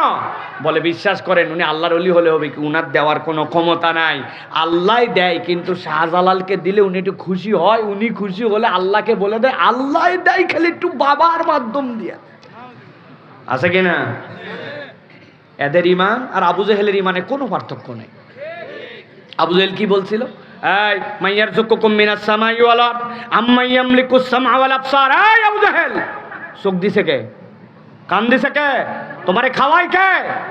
আপনারে জিগাইনি মিয়া, জিগাইছে আল্লাহ আবু জেহেলারে। ইসলামের 1 নম্বর শত্রুর আবু জেহেল লাভ দিয়ে উঠে বলছে সায়াকুলুন আল্লাহ। কি বলো? খাওয়াই আল্লাহ, পড়াই আল্লাহ, সব দিস আল্লাহ। তারে সব দিস আল্লাহ, তুই যে লাতুজ্জামানাতের কাছে যাস? বলছে ও ঠকানোর জন্য আসছো। আল্লাহ সূরা জুমারের ভিতরে বলছেন লিয়াতাকাররাবুনা ইলাল্লাহি যুলফা।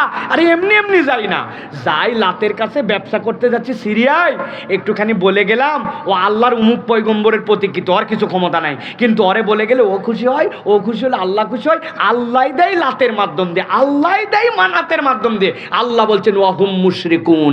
যতই আল্লাহ খালিক মালিক বলো, তোমার ঈমান হয় নাই। এখন আপনি যতই দাড়ি টুপি রাখেন আর যতই আপনি বুজুর্গানে দিনের ভাব দেখান। আপনি যদি মনে করেন আল্লাহ ছাড়া ইবাদতের মধ্যে কোনো ওসিলা আছে, আপনি আল্লাহ ছাড়া কেউ আপনার ভালো মন্দ করতে পারে, অমুক পীর মাজারের কাছে গেলে আপনার তকদির খুলে যেতে পারে, আপনার ঈমান আর আবু জাহেলের ঈমানে কোনো পার্থক্য নাই, একসাথে হাসর নাসর হবে। অতএব ভালো করে বোঝেন, আল্লাহ বলতেছেন ইয়াহদিহিম রব্বুহুম বিঈমানিহিম, আল্লাহ তাদের ঈমানের কারণে হেদায়েত দিবেন। এখন আপনার ঈমানই ঠিক নাই, হেদায়েত করতে আসবে? কথা ঠিক কিনা? অতএব আল্লাহর প্রতিশ্রুত 2 নম্বর যেটা, সেটা হচ্ছে হেদায়েত। অতএব হেদায়েত প্রাপ্ত আল্লাহর কাছে হতে চাইলে আপনাকে আমাকে ঈমান এবং আমলে সলের উপরে থাকতে হবে। রাজি আছেন ইনশাআল্লাহ? 3 নম্বরে আল্লাহ রাব্বুল আমিন বলছেন, যারা দুনিয়ার বুকে আল্লাহ রাব্বুল আমিনের কথা মতো চলবে, আল্লাহ তৃতীয় একটা ওয়াদা করছেন, রব্বুল আমিন তাদের জন্য একটা আলো দিয়ে দিবেন। এমন আলো দিবেন যাতে করে আর বিদ্যুতের বাল্ব লাগে না, ওনার আর কোনো রকম কারেন্টের খরচ লাগে না, খরচ ছাড়া যাতে চলতে পারে, তাই নাকি? ভালো করে বুঝেন, এই আলো সে আলো নয়। রব্বুল আমিন বলছেন ইয়া আইয়ুহাল্লাযীনা আমানুত্তাকুল্লাহা ওয়া আমিনু বিরাসূলিহি ইউতিকুম কিফলাইনি মির রাহমাতিহি ওয়া ইয়াজআল লাকুম নূরা নামতামশুনা বিহি ওয়া ইয়াগফির লাকুম ওয়াল্লাহু গফুরুর রহিম। আল্লাহু আকবার। আল্লাহ বলছেন, ও দুনিয়ার মানুষ, তুমি যদি আল্লাহ রব্বুল আমিনকে ভয় করো, তাকওয়ার পথ অবলম্বন করো, আল্লাহ বলছেন আর 2 নম্বর ওয়া আমিনু বিরাসূলিহি, আমার নবী যেইগুলো এনেছেন তার প্রতি যদি ঈমান আনো, তাহলে তাকওয়ার পথ অবলম্বন মানে কি? ভালো করে মুখস্থ করে নেন, তাকওয়ার পথ হচ্ছে আল্লাহ যা নিষেধ করেছেন আপনি সেইটা করেন না, আল্লাহ যা মানা করে দিয়েছেন আপনি সেই মানাগুলো আপনার জীবনে আর নেন না, আল্লাহর নিষেধের আশপাশে আপনি যান না। আল্লাহ বলছেন তোমাদের মধ্যে থেকে যেই ব্যক্তিরা দুনিয়ার বুকে রব্বুল আলামিনের নিষেধাজ্ঞাকে অতিক্রম করবে না, হুদুদুল্লাহ, আল্লাহর বাউন্ডারি ওয়াল আছে ওইটাকে পার করে যায় না, আর নবীকে অনুসরণ করে, আল্লাহ রব্বুল আমিন বলছেন আল্লাহ রব্বুল আমিনের রহমত থেকে রব্বুল আমিন তাদের জন্য ব্যবস্থা করবেন, ওয়া ইয়াজআল লাকুম নূরা, আর আল্লাহ বলছেন আমি তাদের জন্য একটা আলো দান করে দিব, তামশুনা বিহি, কিয়ামতের দিনে যখন কোনো আলো থাকবে না, তুমি ওই আলো নিয়ে তুমি তোমার জান্নাতের দিকে দৌড় দিবা। সুবহানাল্লাহ। আল্লাহ বলছেন এইটুকুই নয়, আমার বান্দার তো অনেক গুনাহ থাকতে পারে, আমার বান্দার অনেক ভুল থাকতে পারে। একজন লোক তওবা করছে 50 বছর বয়সে, 50 বছর একদিন বয়সে মারা গেছে, এখন 50 বছর পর্যন্ত তার ভুল, কি বিপজ্জনক কথা, তার তো আমলনামার মধ্যে সওয়াব নাই, তার আমলনামার মধ্যে তো জান্নাতে যাওয়ার মতো ওই ক্রাইটেরিয়া নাই। আল্লাহ বলছেন ও বান্দা শোন শোন, আমি আল্লাহ তোদের জন্য বললাম ওয়া ইয়াগফির লাকুম ওয়াল্লাহু গফুরুর রহিম। দুনিয়ার কোনো একটা বান্দা যদি একবার আল্লাহকে ভয় করে চলতে শুরু করে আর আমার নবীর অনুসরণ করে, আমি আল্লাহ ওই বান্দাকে এমন পছন্দ করি, আলো তো দেই দে, সাথে সাথে জান্নাতে যাওয়ার মতো তার জন্য ক্রেডিট ব্যালেন্সটাও করে দেয়। আপনার হাতের মধ্যে একটা কার্ড আছে, দোকানের মধ্যে গেছেন, যাওয়ার পরে আপনার নিজের ক্যাশ নাই, কিন্তু আপনি এখন কার্ড পাঞ্চ করে কিনতে পারবেন। যেই জিনিস আপনি ওইখানে কেনার জন্য গেছেন, ওই জিনিসের জন্য যেই না পাঞ্চ করেছেন, আপনি বলতেছেন আল্লাহর নামে পাঞ্চ করলাম, যা হয় হবে, কাজ হবে ভাই। আপনার কার্ডের মধ্যে 3000 টাকার ব্যালেন্স, আপনি ভিতরে ঢুকছেন, ঢোকার পরে পাসওয়ার্ড চাপে দিয়ে নিয়ত করছেন আল্লাহ তুমি দয়া করো, যদি টাকা 10,000 বার হয় তাহলে 2000 মসজিদ, 2000 মাদ্রাসা, আছে কত ব্যালেন্স? 3000। ভিতরে কার্ড ঢুকাই দিয়েছেন, ঢুকাই দেওয়ার পর চাপ দেওয়ার পরে সাথে সাথে লেখা উঠছে আপনি আপনার যে অ্যামাউন্ট দিয়েছেন অ্যামাউন্ট ভুল, প্লিজ আপনি সঠিক অ্যামাউন্ট চাপুন, আপনার ব্যালেন্স নাই। ঠাস করে টাট বের হয়ে আসছে। আবার আপনি চিন্তা করছেন আগের বার দিছি কম, এবার আল্লাহর জন্য বড় নিয়ত করলাম, ডাইরেক্ট 20,000, যদি বাড়ায় মসজিদে 10,000 দিছেন আপনি কার্ড। যেই না কার্ড দিয়ে আপনি চাপ দিবেন, আগের বার আপনাকে ব্যালেন্স ভুল করে বের করছে, কিন্তু পরের বার দেখবেন আর আপনার কার্ড বের হবে না, মেশিনের মধ্যে লেখা উঠছে ব্যাংকে যায় যোগাযোগ করেন, আপনার কার্ডটি মেশিন আপাতত গিলে খেলো টোঁট টোঁট। কথা ঠিক কিনা? আমার আল্লাহ রাব্বুল আমিন বলছেন ও বান্দা তোর তো জান্নাতে যাওয়া লাগবে, আমি রব্বুল আলামিন তোর জন্য নিয়ামত দিতে চাই, তোর জন্য প্রতিশ্রুতি করলাম, আমি রব তোকে আলো দিব, মানে কি আমি রব তোর জন্য সওয়াব দিব, তোর আমল নামার অ্যাকাউন্ট দিয়ে দিব। বান্দা তোর জন্য আমি ওয়াদা করলাম, আমি রব তোকে ক্ষমা করে দিব। আল্লাহর ক্ষমা মালাই বান্দার অ্যাকাউন্টের মধ্যে সাথে সাথে সওয়াব যুক্ত হয়ে যাওয়া। কেননা আল্লাহ অন্য আয়াতে বলেছেন, বান্দার আমল নামার যত গুনাহ রব্বুল আলামিন ওইগুলাকে সওয়াব দ্বারা পরিবর্তন করে দিবে। সুবহানাল্লাহ। তাহলে রব্বুল আমিনের 3 নম্বর ওয়াদা আলো। আলো প্রাপ্ত করতে হলে আমাদেরকে কি কাজ করা লাগবে? আল্লাহকে ভয় করে চলতে হবে। কাকে? CC camera. সিসি ক্যামেরা ভয় করা লাগবে না? ওরে বাবা, সিসি ক্যামেরার গল্প তো আমি সারা দেশ করে শেষ করে ফেললাম। 7 বছর আগে আমার পাসপোর্টের মেয়াদ 7 মাসের নিচে চলে গেছে, 6 মাসের নিচে। এখন 6 মাসের নিচে না থাকলে আপনাকে আর ভিসা দেবে না। ভিসা নেওয়ার জন্য, পাসপোর্ট নেওয়ার জন্য গেছি, পাসপোর্ট অফিসে খালি আমাকে ঘুরায়। একজন বলে দিছে, হুজুর এখানে কোনো হালকা পাতলা কাজ হয় না, মাল লাগে। আমিও মাল প্রস্তুতি নিয়ে গেছি, কিন্তু আমার থেকে উনি মাল নেয় না, খালি ঘুরায় আর ঘুরায়। অনেকক্ষণ ঘুরানোর পরে বলছে, হুজুর এবার নিচতলায় চলেন। আমাকে নিচতলায় যাই না নিয়ে আসবে। নিয়ে আসার সময় দোতলার থেকে একটা সিঁড়ি, তারপরে ল্যান্ডিং, আবার একটা সিঁড়ি। এখন দোতলার থেকে একতলা নামার পরে যে ল্যান্ডিং, ওই ল্যান্ডিংয়ের ওই জায়গাতে দাঁড়াইছে। দাঁড়ায় বলছে, হুজুর মাল ছাড়েন। বললাম, আরে ব্যাক কল, টাকা নিয়ে কখন থেকে অপেক্ষা করতেছি, তুই এত ঘুরাই এই জায়গায় আছে, মাল চাস কেন? বলছে, হুজুর এই ভবনটি সিসি ক্যামেরা নিয়ন্ত্রিত, তবে আমরা মনিটরে চেক করে দেখছি এই জায়গাটা ক্যামেরায় ধরে না, ওই জন্য আমার থেকে ওই জায়গায় মাল কামাই করতে আসছে। প্রিয় ভাইরা, কেন বলতেছি? আমাদের তাকওয়ার অবস্থাও এখন অনেকের এরকম। লোকের সামনে নামাজ পড়লে সুন্দর করে রুকু সেজদা করি, আর ঘরের মধ্যে একাকী পড়লে টপা টপ মারি। আছে না ভাই? বাহিরে ঘোরাফেরা করতেছি, এত বড় দাঁড়িয়ে রাখছি, নামাজ না পড়লে কেমন হয়, কিন্তু ভিতরে যাওয়ার পরে নামাজ কালামের খবর নাই, ফাঁকি মারে। আছে কি না? আর অনেক মাদ্রাসার ছাত্রও আছে। আপনি আমি তো সাধারণ মানুষ, আমাদের দলের লোকেরাও আছে। অতএব ভালো করে মনে রাখতে হবে, আল্লাহ বলছেন, ইয়া আইয়ুহাল্লাযীনা আমানু ইত্তাকুল্লাহ, ভয় কাউকে করো না, কিরামান কাতিবিনা ইয়ালামুনা মা তাফআলুন।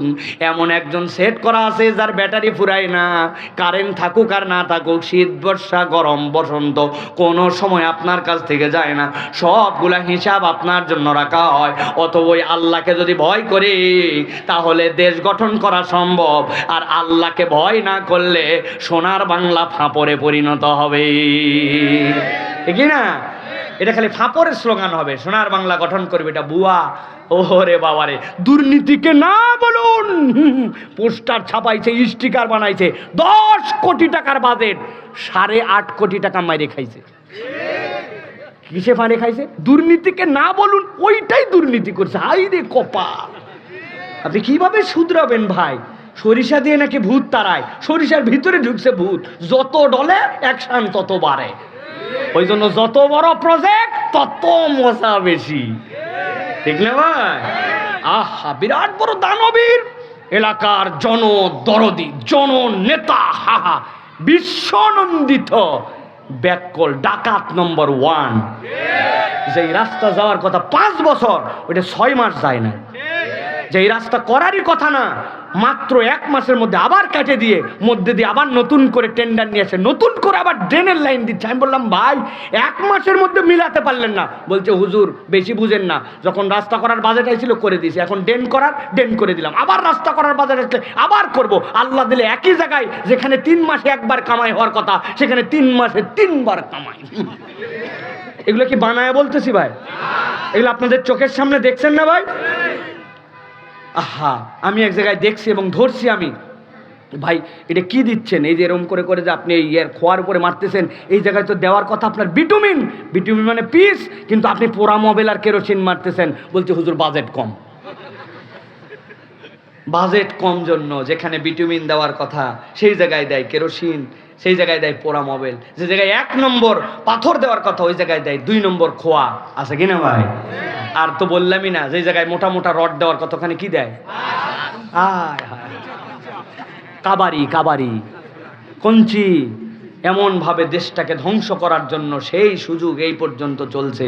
আমরা আল্লাহর কাছে দোয়া করি, যে ভাবচক্কর দেখতেছি তাতে সামনেও যারা আসবে এরা তো মনে হয় বেশি খাওয়ার জন্য রেডি হয়ে আছে। আল্লাহ যেন এই খাই খাই পার্টি থেকে আমাদেরকে হেফাজত করে। আল্লাহ যেন প্রত্যেকের ভিতরে দেশ প্রেমের এইটা ঢুকায় দেয়। আর এটা কেমনে ঢুকবে? আল্লাহকে ভয় না করলে উপরের কোনো নসিহতে কাম হবার লয়, ঠিক না? অতএব প্রিয় ভাইরা, আমাদের জন্য 3 নম্বর, আল্লাহর কাছ থেকে আমরা হেদায়েতের পরে ওই হেদায়েতের রাস্তাটা যেন চলতে পারি। রাস্তা বানাইছে, আলো নাই। আল্লাহ বলছেন জান্নাতে দিব, হেদায়েত দিব, আলো দিব তোমাদের জন্য। 4 নম্বরে আল্লাহ রাব্বুল আমিন বলছেন, আমি আমার বান্দার জন্য ওয়াদা করলাম, আমার বান্দা হেদায়েত পাইলো, জান্নাত তো পাবে, আমার বান্দার জন্য আলো দিলাম। কিন্তু আমার বান্দার জিন্দগি যাপনের জন্য আমার পক্ষ থেকে অনুগ্রহ লাগবে, আমার পক্ষ থেকে ফদল লাগবে, আমার পক্ষ থেকে দয়া লাগবে। আল্লাহর দয়া যদি আমাদের উপরে না আসে, তাইলে দুনিয়ার বুকে আমরা এক মুহূর্তও চলতে পারতাম না, ঠিক না? না বুঝে বলছেন ঠিক, এবার একটু বুঝাই দেই সংক্ষেপে, 1 মিনিট বলি, ভালো করে বোঝেন। আপনাকে ডাক্তার পরামর্শ দিছে, ভাই যদি আপনার শরীর ঠিক রাখতে চান তাহলে 1 মিনিটে আপনি কখনো 30 বারের বেশি শ্বাস নেবেন না, কমও নেবেন না। কয়বার নেওয়া লাগবে? আর যদি আপনার চোখ ঠিক রাখতে চান প্রত্যেক মিনিটে, তাহলে 19 বার করে চোখের পলক ফেলা লাগবে। কয়বার? এখন ডাক্তার যদি এটা একবার বলে দেয় যে আপনি যদি 19 বারের জায়গায় 18 ফেলেন আর 21 ফেলেন বা 20 ফেলেন, আপনার চোখ কিন্তু নাই। বাংলাদেশের খেলা হচ্ছে, 1 বলে 6 রান দরকার। তাকায় আছে, ভুলে গেছে যে ডাক্তার বলছিল 1 মিনিটে 18 বার ফেলা লাগবে। এই 30 সেকেন্ড কোনো চৌকি ফেলে নাই, ওই ছক্কাও হয়ে গেছে, ওর চৌকো ফক্কা, ঠিক কিনা? তার মানে কি আমরা গুনে গুনে এইগুলা হিসাব করে করে ফেলি নাকি বেহিসাব ফেলি? আপনি আমি কি গুনে গুনে গুনে গুনে নিঃশ্বাস নাই নাকি অগণিত আল্লাহ রাব্বুল আমিনের ইচ্ছা অনুযায়ী পরিকল্পনা যাইনে? একটু হিসাব করলে দেখব আমরা সচেতনভাবে যা করি তার থেকে বেশি অচেতনভাবে আমরা আমাদের কাজ করি, ঠিক কি না? এই ভিডিও ক্যামেরা যদি অ্যানালাইসিস করে, আব্দুল্লাহ সাইফুল্লাহ এখানে ওয়াজ করেছিল, ওয়াজ করার মধ্যে 1 ঘন্টা কয়বার হাত এরকম করছে, বাড়ির থেকে প্ল্যান করে আসছি আমি। অথবা ডাক্তার যদি বলে যে হুজুর বুঝেন কিন্তু 26 বারের বেশি এরকম করলে এটা কিন্তু ব্রেক ফেল করবে, তাহলে আমি ওয়াজ করার থেকে বেশি চিন্তা করতাম কয়বার হুঙ্কার মারলাম, এই তো 3 শেষ, 4 শেষ। আমি ওয়াজ করার বদলে এইদিকে টেনশন নিয়ে অস্থির হয়ে যেতাম। আপনি আল্লাহর ফজল বুঝেন নাই, ফজল বুঝেন নাই। আল্লাহ রাব্বুল আমিন নিজ কুদরতে নিজ ফজলে বান্দার জীবনের অধিকাংশ কাজ ঘটায়া দেন। সুবহানাল্লাহ। আমি তো মাঝে মাঝে অবাক হয়ে বলি, আপনি আমি খাদ্যের মধ্যে যে বিষ খাই, এই বিষ খাওয়ার পরে আপনার আমার ইঞ্জিন যে কেমনে টিকে আছে তাই তো অকল্পনীয়, ঠিক কিনা? আরে যেইগুলা বিষ, যেইগুলা অসুস্থ জিনিস আমরা খাই, কেমনে আমাদের কিডনি টিকে আছে? আল্লাহর দয়া না থাকলে আমাদের এর দ্বারা সম্ভব ছিল না, ঠিক কিনা? আল্লাহ রাব্বুল আমিন বলছেন, বান্দা আমি ওয়াদা করতেছি যত ফজল লাগে আমি রাব্বুল আমিন তোর জন্য দিয়ে দিব। আল্লাহ বলতেছেন, ফাআম্মাল্লাযীনা আমানু বিল্লাহি ওয়া আতাসামু বিহি ফাসায়ুদখিলুহুম ফি রাহমাতিম মিন ওয়া ফাদলিন ওয়া ইয়াহদিহিম ইলাইহি সিরাতাম মুস্তাকিমা। আল্লাহ রাব্বুল আমিন সূরা নিসা 175 নম্বর আয়াতের মধ্যে বলছেন, তোমাদের মধ্যে থেকে যারা ঈমান আনবে আর একবার ওই ঈমান আনার পরে তারপর অটল অবিচল থাকবে, একটু বিপদে পড়ে গেছে, একটুখানি এলোমেলো হয়ে গেছে, একটুখানি শরীরটা খারাপ যাচ্ছে, আমল আখলাক বাদ দিয়ে দিয়েছে, ইসলাম থেকে দূরে সরে গেছে, সামান্য একটু চাকরির লোভ দেখায়, বলছে অমুক জায়গার ম্যানেজারের পদ পাবি কিন্তু দাড়ি চাঁচা লাগবে, উনি সাথে সাথে দাড়ি চাইছে, সপ্পান জপ্পা, দুনিয়ার জন্য পাগল হয়ে গেছে, আছে কিনা? একটু কাজ বেঁধে গেছে, সাথে সাথে উনি কাজের অজুহাত দিয়ে নামাজ বাদ দিয়ে দিয়েছে। আল্লাহ বলছেন না, ঈমান আনার পরে যারা এরপরে অটল অবিচল থাকবে, আল্লাহ বলছেন আমি তাদেরকে আমার রহমতের মধ্যে ঢুকাই নিব। ফাসায়ুদখিলুহুম ফি রাহমাতিম মিন ওয়া ফাদলিম। আল্লাহ বলছেন আল্লাহর ফজল আর আল্লাহর রহমত আল্লাহ তাদেরকে তুলে নেবেন যারা আল্লাহর প্রতি ঈমান আনার পরে ওই ঈমানের প্রতি অটল অবিচল থাকবে। পরীক্ষা আসবে অনেক ধরনের, নানান ধরনের পরিবেশ পরিস্থিতি হবে, কিন্তু কখনো ঈমানের পথ থেকে দূরে যাবে না।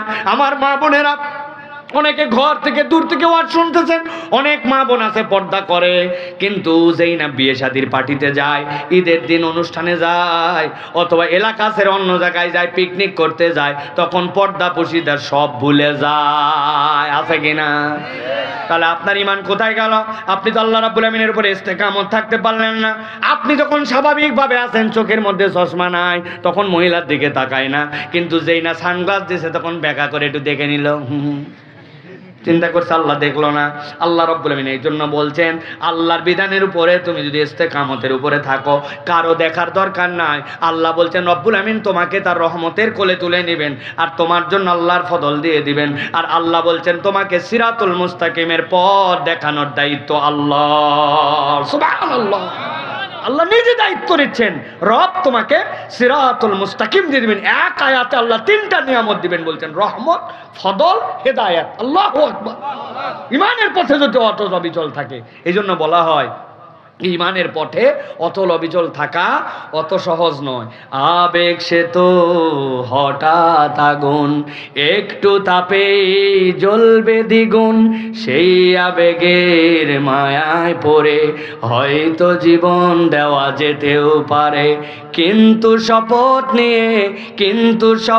নিয়ে খোদার পথে জীবন রাঙানো নয় তো সহজ, তুমি মানো কি?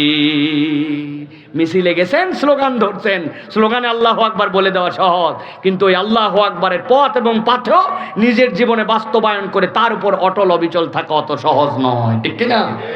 এই জন্য প্রিয় ভাইয়েরা, আল্লাহর প্রতি ইস্তেকামত থাকতে হবে। তরুণ যুবক, শপথ নাও। তোমার আমার বয়সে মুজাহিদরা ইসলামকে বিজয়ী করে দিয়েছেন। তালহার ইতিহাস পড়ো, হযরতে তালহা রাদিয়াল্লাহু তাআলা ছোট্ট একটু কিশোর, ইসলামের জন্য হোয়াট ডেডিকেশন তার জন্য ছিল। যে সময় সাহাবীরা বলছিলেন, তালহা তুমি পড়ো না, তুমি কোরআন তেলাওয়াত জোরে করো না, লোকে মারবে, কারণ তুমি একটা গোলাম। হযরতে তালহা বলছেন, ভয় পাওয়ার কোনো কারণ নাই, আল্লাহ আমার কণ্ঠের পাওয়ার দিছে, জীবন তো আল্লাহর জন্য দিতে চাই। তালহা তেলাওয়াত করতে শুরু করছেন। পৃথিবীর ইতিহাসে প্রথম কিশোর মক্কায় স্পষ্ট উচ্চারণে তেলাওয়াত করেছেন। তাকে মারতে মারতে মারতে শোয়ায় ফেলছে, এমনভাবে মারছে যে চিত হয়ে পড়ে মক্কার কাফেররা ভয় পাইছে মরেই যায় কিনা। তখনও তিনি তেলাওয়াত বন্ধ করেন নাই।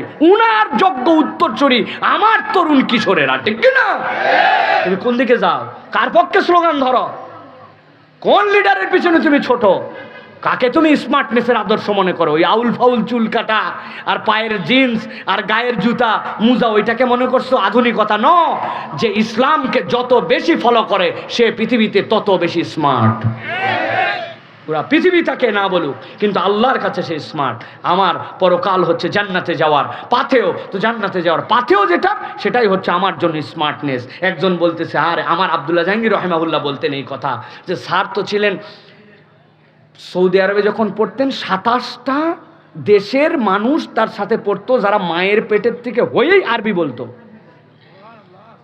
তাদের মধ্যে থেকে একজন বাঙালি ছেলে সর্বোচ্চ নাম্বার পেয়ে জামুল ইমাম রিয়াদে ফার্স্ট হতেন। আমাদের ওস্তাদ আব্দুল্লাহ জাহাঙ্গীর রহিমাহুল্লাহ উনি বলতেন 98, 99 নিচে নম্বর পাই নাই। ওরা মায়ের পেটের থেকে পড়ে আরবি বলে, আর আমি বাংলাদেশ থেকে কোনো রকম টোটাফাটা আরবি শিখে আমি এখানে পড়ে ফার্স্ট হয়েছেন তাদের মধ্যে।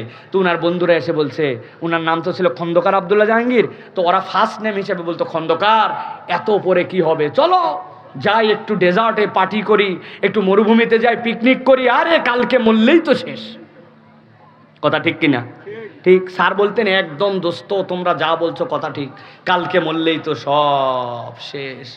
অতএব আমাদের কিছু আনন্দ ফুর্তি করা দরকার। তবে আমি অত দূর পড়ি না যে বাই চান্স যদি আগামীকাল বাইসে যায় তাহলে যেন আফসোস করা না লাগে।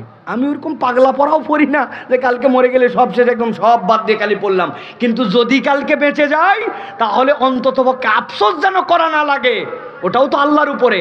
অতএব ওইটুকু আমি পড়ি। আমি এটার দ্বারা বুঝাতে চাচ্ছি প্রিয় ভাইরা, আপনি দুনিয়াকে একবারে বাদ দিয়ে দিবেন, একবারে সুফি সাধক হয়ে একবারে জঙ্গলে চলে যাবেন, নামাজ রোজা কালমা ছাড়া আপনার কোনো কিচ্ছু থাকবে না। না, আপনার সব থাকবে, কিন্তু আপনার আখিরাতকে সামনে রেখে সব কাজ থাকবে। তাহলে আপনার দুনিয়াও সুন্দর, আখিরাতও সুন্দর, ঠিক না? এমন কাজ করব না যে আগামীকালকে মরে গেলে ধরা খায় যাব। আবার এমন পড়াও, এমন দুনিয়ার মধ্যেও একদম ব্যস্ত হয়ে যাব না যে বাই চান্স আগামীকালকে বেঁচে গেলেও আবার মানুষের কাছে ভিক্ষা করে খাওয়া লাগবে না। কিন্তু দুনিয়ার টার্গেট কখনো দিলের মধ্যে ঢুকে যাবে না। দুনিয়া থাকবে, কিন্তু আখিরাতকে টার্গেট করে দুনিয়াকে অর্জন করতে হবে, ঠিক না প্রিয় ভাইয়েরা? তাহলে আল্লাহ বলছেন, আমি তোমার জন্য অবশ্যই ওয়াদা করতেছি তোমাকে অনুগ্রহ দিয়ে দেব। সর্বশেষ আজকের যেটা, আল্লাহ বলছেন আমার বান্দাকে আমি কি কি নিয়ামত দিব? জান্নাত দিব, হেদায়েত দিব, আলো দিব, আমার বান্দাকে রহমত এবং ফদল দিব। সর্বশেষ আল্লাহ বলছেন আমি ওয়াদা করলাম আমার বান্দা থেকে ভয় এবং দুশ্চিন্তা দূর করে দেব। সুবহানাল্লাহ বলেন, আরেকটু জোরে বলেন, আরেকটু হিম্মত করে বলেন, আওয়াজ দিয়ে বলেন। আল্লাহ বলছেন ইন্নাল্লাযীনা আমানু ওয়া আমিলুস সালিহাতি ওয়া আকামুস সালাতা ওয়া আতাউয যাকাতা লাহুম আজরুহুম ইনদা রাব্বিহিম ওয়া লা খাউফুন আলাইহিম ওয়া লা হুম ইয়াহজানুন। আল্লাহ রাব্বুল আমিন বলছেন ও দুনিয়ার মানুষ, ইন্নাল্লাযীনা আমানু, যারা ঈমান আনবে, ওয়া আমিলুস সালিহাত, ঈমান আনার পরে নেক কাজের মধ্যে প্রতিযোগিতায় লিপ্ত হয়ে যাবে, ওয়া আকামুস সালাত, সালাত প্রতিষ্ঠার আন্দোলন তাদের মধ্যে থাকবে। অনেকেই বোঝে না সালাত প্রতিষ্ঠার আন্দোলন মানে কি। 40 সেকেন্ডে বুঝে নেন। আপনি নামাজে দাঁড়াইছেন, ডান পাশে একজন রিক্সাওয়ালা এসে দাঁড়াইছে, বাম পাশে একজন আপনার এলাকার মুচি যে জুতা সেলাই করে, সারাদিন গায়ের গন্ধ, ওই গন্ধ নিয়ে আপনার পাশে দাঁড়াইছে। আর আপনি হাজি সাহেব, আপনি বলছেন রিক্সা পিছা পিছা পিছা মুচি, তুই আমাদের বাজারে মুচি না, পিছনের কাতারে, বলতে পারবেন? বলতে পারবেন? আল্লাহ রাব্বুল আমিন সূরা আকামুস সালাহ মানে ভালো করে বুঝে নাও, এই যে ওই লোকটা ঈমানের কারণে তুমি যেই হও না কেন, কাতারের মধ্যে যে তাসউইয়া হলো, কাতারের মধ্যে যে সাম্য হয়ে গেল, ওই নামাজের সাম্যটা সমাজে ছড়ায় দিতে হবে। টাকা পয়সা কম বেশি, পজিশন কম বেশি থাকবে, কিন্তু মানুষের মৌলিক অধিকার পাওয়ার ক্ষেত্রে, ইনসাফ পাওয়ার ক্ষেত্রে, বিচার পাওয়ার ক্ষেত্রে, চিকিৎসা পাওয়ার ক্ষেত্রে, ঘর পাওয়ার ক্ষেত্রে, খাদ্য পাওয়ার ক্ষেত্রে দুনিয়ার কোনো মানুষের মধ্যে ভেদাভেদ থাকবে না। আল্লাহ বলছেন যারা ঈমান আনার পরে নেক কাজ করে, ও আকামুস সালাহ, আল্লাহর জমিন আল্লাহর বিধান দেই, তাসবিহ হোক, এই আন্দোলনের সাথে যারা যুক্ত হয়, ও আতুজ যাকাত, আর যদি সম্পদের মধ্যে যাকাত ফরজ হয় যাকাত আদায় করে দেয়, লাহুম আজরুহুম ইনদা রাব্বিহিম, আল্লাহ বলছেন তাদের যে অবদান, এই অবদানের জন্য আল্লাহর কাছে তাদের তো প্রতিশ্রুতি উজরত আছেই।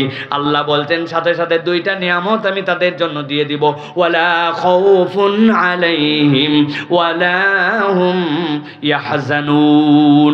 আল্লাহ বলছেন তাদের কোনো ভয়ও নাই, তাদের কোনো দুশ্চিন্তাও নাই। সুবহানাল্লাহ। এই গ্যারান্টি দিবেন কে? গ্যারান্টার কে? তাহলে দুনিয়ার মানুষ আর ভয় করবে কেমনে? দুনিয়ার মানুষের ভয় পাওয়ার কোনো উপায় নাই। বলবেন হুজুর কুত্তা একটা আমার কাছে গেউ গেউ করে আসছিল, আমি তো ভয়ে শেষ, তাই না?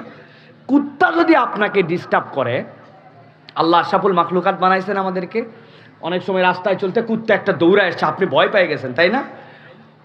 মানুষ, হিউম্যান সায়েন্স, তারা এটা গবেষণা করে বের করেছেন, আশরাফুল মাখলুকাত তো আমরা। কুকুর যদি ডিস্টার্ব করে আপনি স্ট্যাচু হয়ে যাবেন, একদম চুপ করে, নো মুভমেন্ট, চোখ পর্যন্ত সুযোগ থাকলে বন্ধ করবেন, আর পালপিটিশনটা স্বাভাবিক রাখার জন্য চেষ্টা করবেন। আপনার পালস স্বাভাবিক 70 থেকে 75-এর মধ্যে চলে, কিন্তু আপনার কুত্তা ধাবড়াইছে কামড়ের ভয়ে, আপনার পালপিটিশন হয়ে গেছে 120। কুকুরের আল্লাহ এমন জ্ঞান দিছো, কাছে এসে দেখে ধুক ধুকটা জোরে না আসতে, যদি দেখে আসতে আর এই লোক স্বাভাবিক, ওর ক্ষমতা নাই, আল্লাহর যোগ্যতা দেয় নাই আপনাকে কামড় দিবে, আপনার ভয়ের কারণে আপনি ওর কামড় খান। আপনি যদি দিল ঠিক করতে পারেন তা আপনি গেইনার। এই বুদ্ধিটাও আল্লাহ বান্দাকে দিছেন। সুবহানাল্লাহ বলেন। লা খাউফুন আলাইহিম ওয়া লা হুম ইয়াহজানুন। বেটা ওইখান থেকে কেমনে বাঁচবে এই জ্ঞানও তোকে দিছে। বাঘ এত শক্তিশালী, বাপরে বাপ, কিন্তু ওই বাঘ কেমনে কয়টা আছে বনের মধ্যে গুনে বের করে কারা? এই মানুষ বের করে। কেমনে? আগে বের করতো ওল্ড পদ্ধতিতে, বাঘের প্যাড দেখতো যে এই প্যাডগুলা ছাপ পড়ছে কতগুলা, পরে দেখছে ভুল হয়, কেননা প্যাডের মধ্যে মানুষের মতো এরকম ওদের ছাপ নাই, মাপ আছে, ছাপ নাই, কিন্তু ওইটা ভেজা মাটি, শক্ত মাটি, নরম মাটি, বর্ষার মাটি, উমুকের মাটি পড়লে আলাদা হয়, এক বাঘ দুইবার গোনা হয়ে যেত।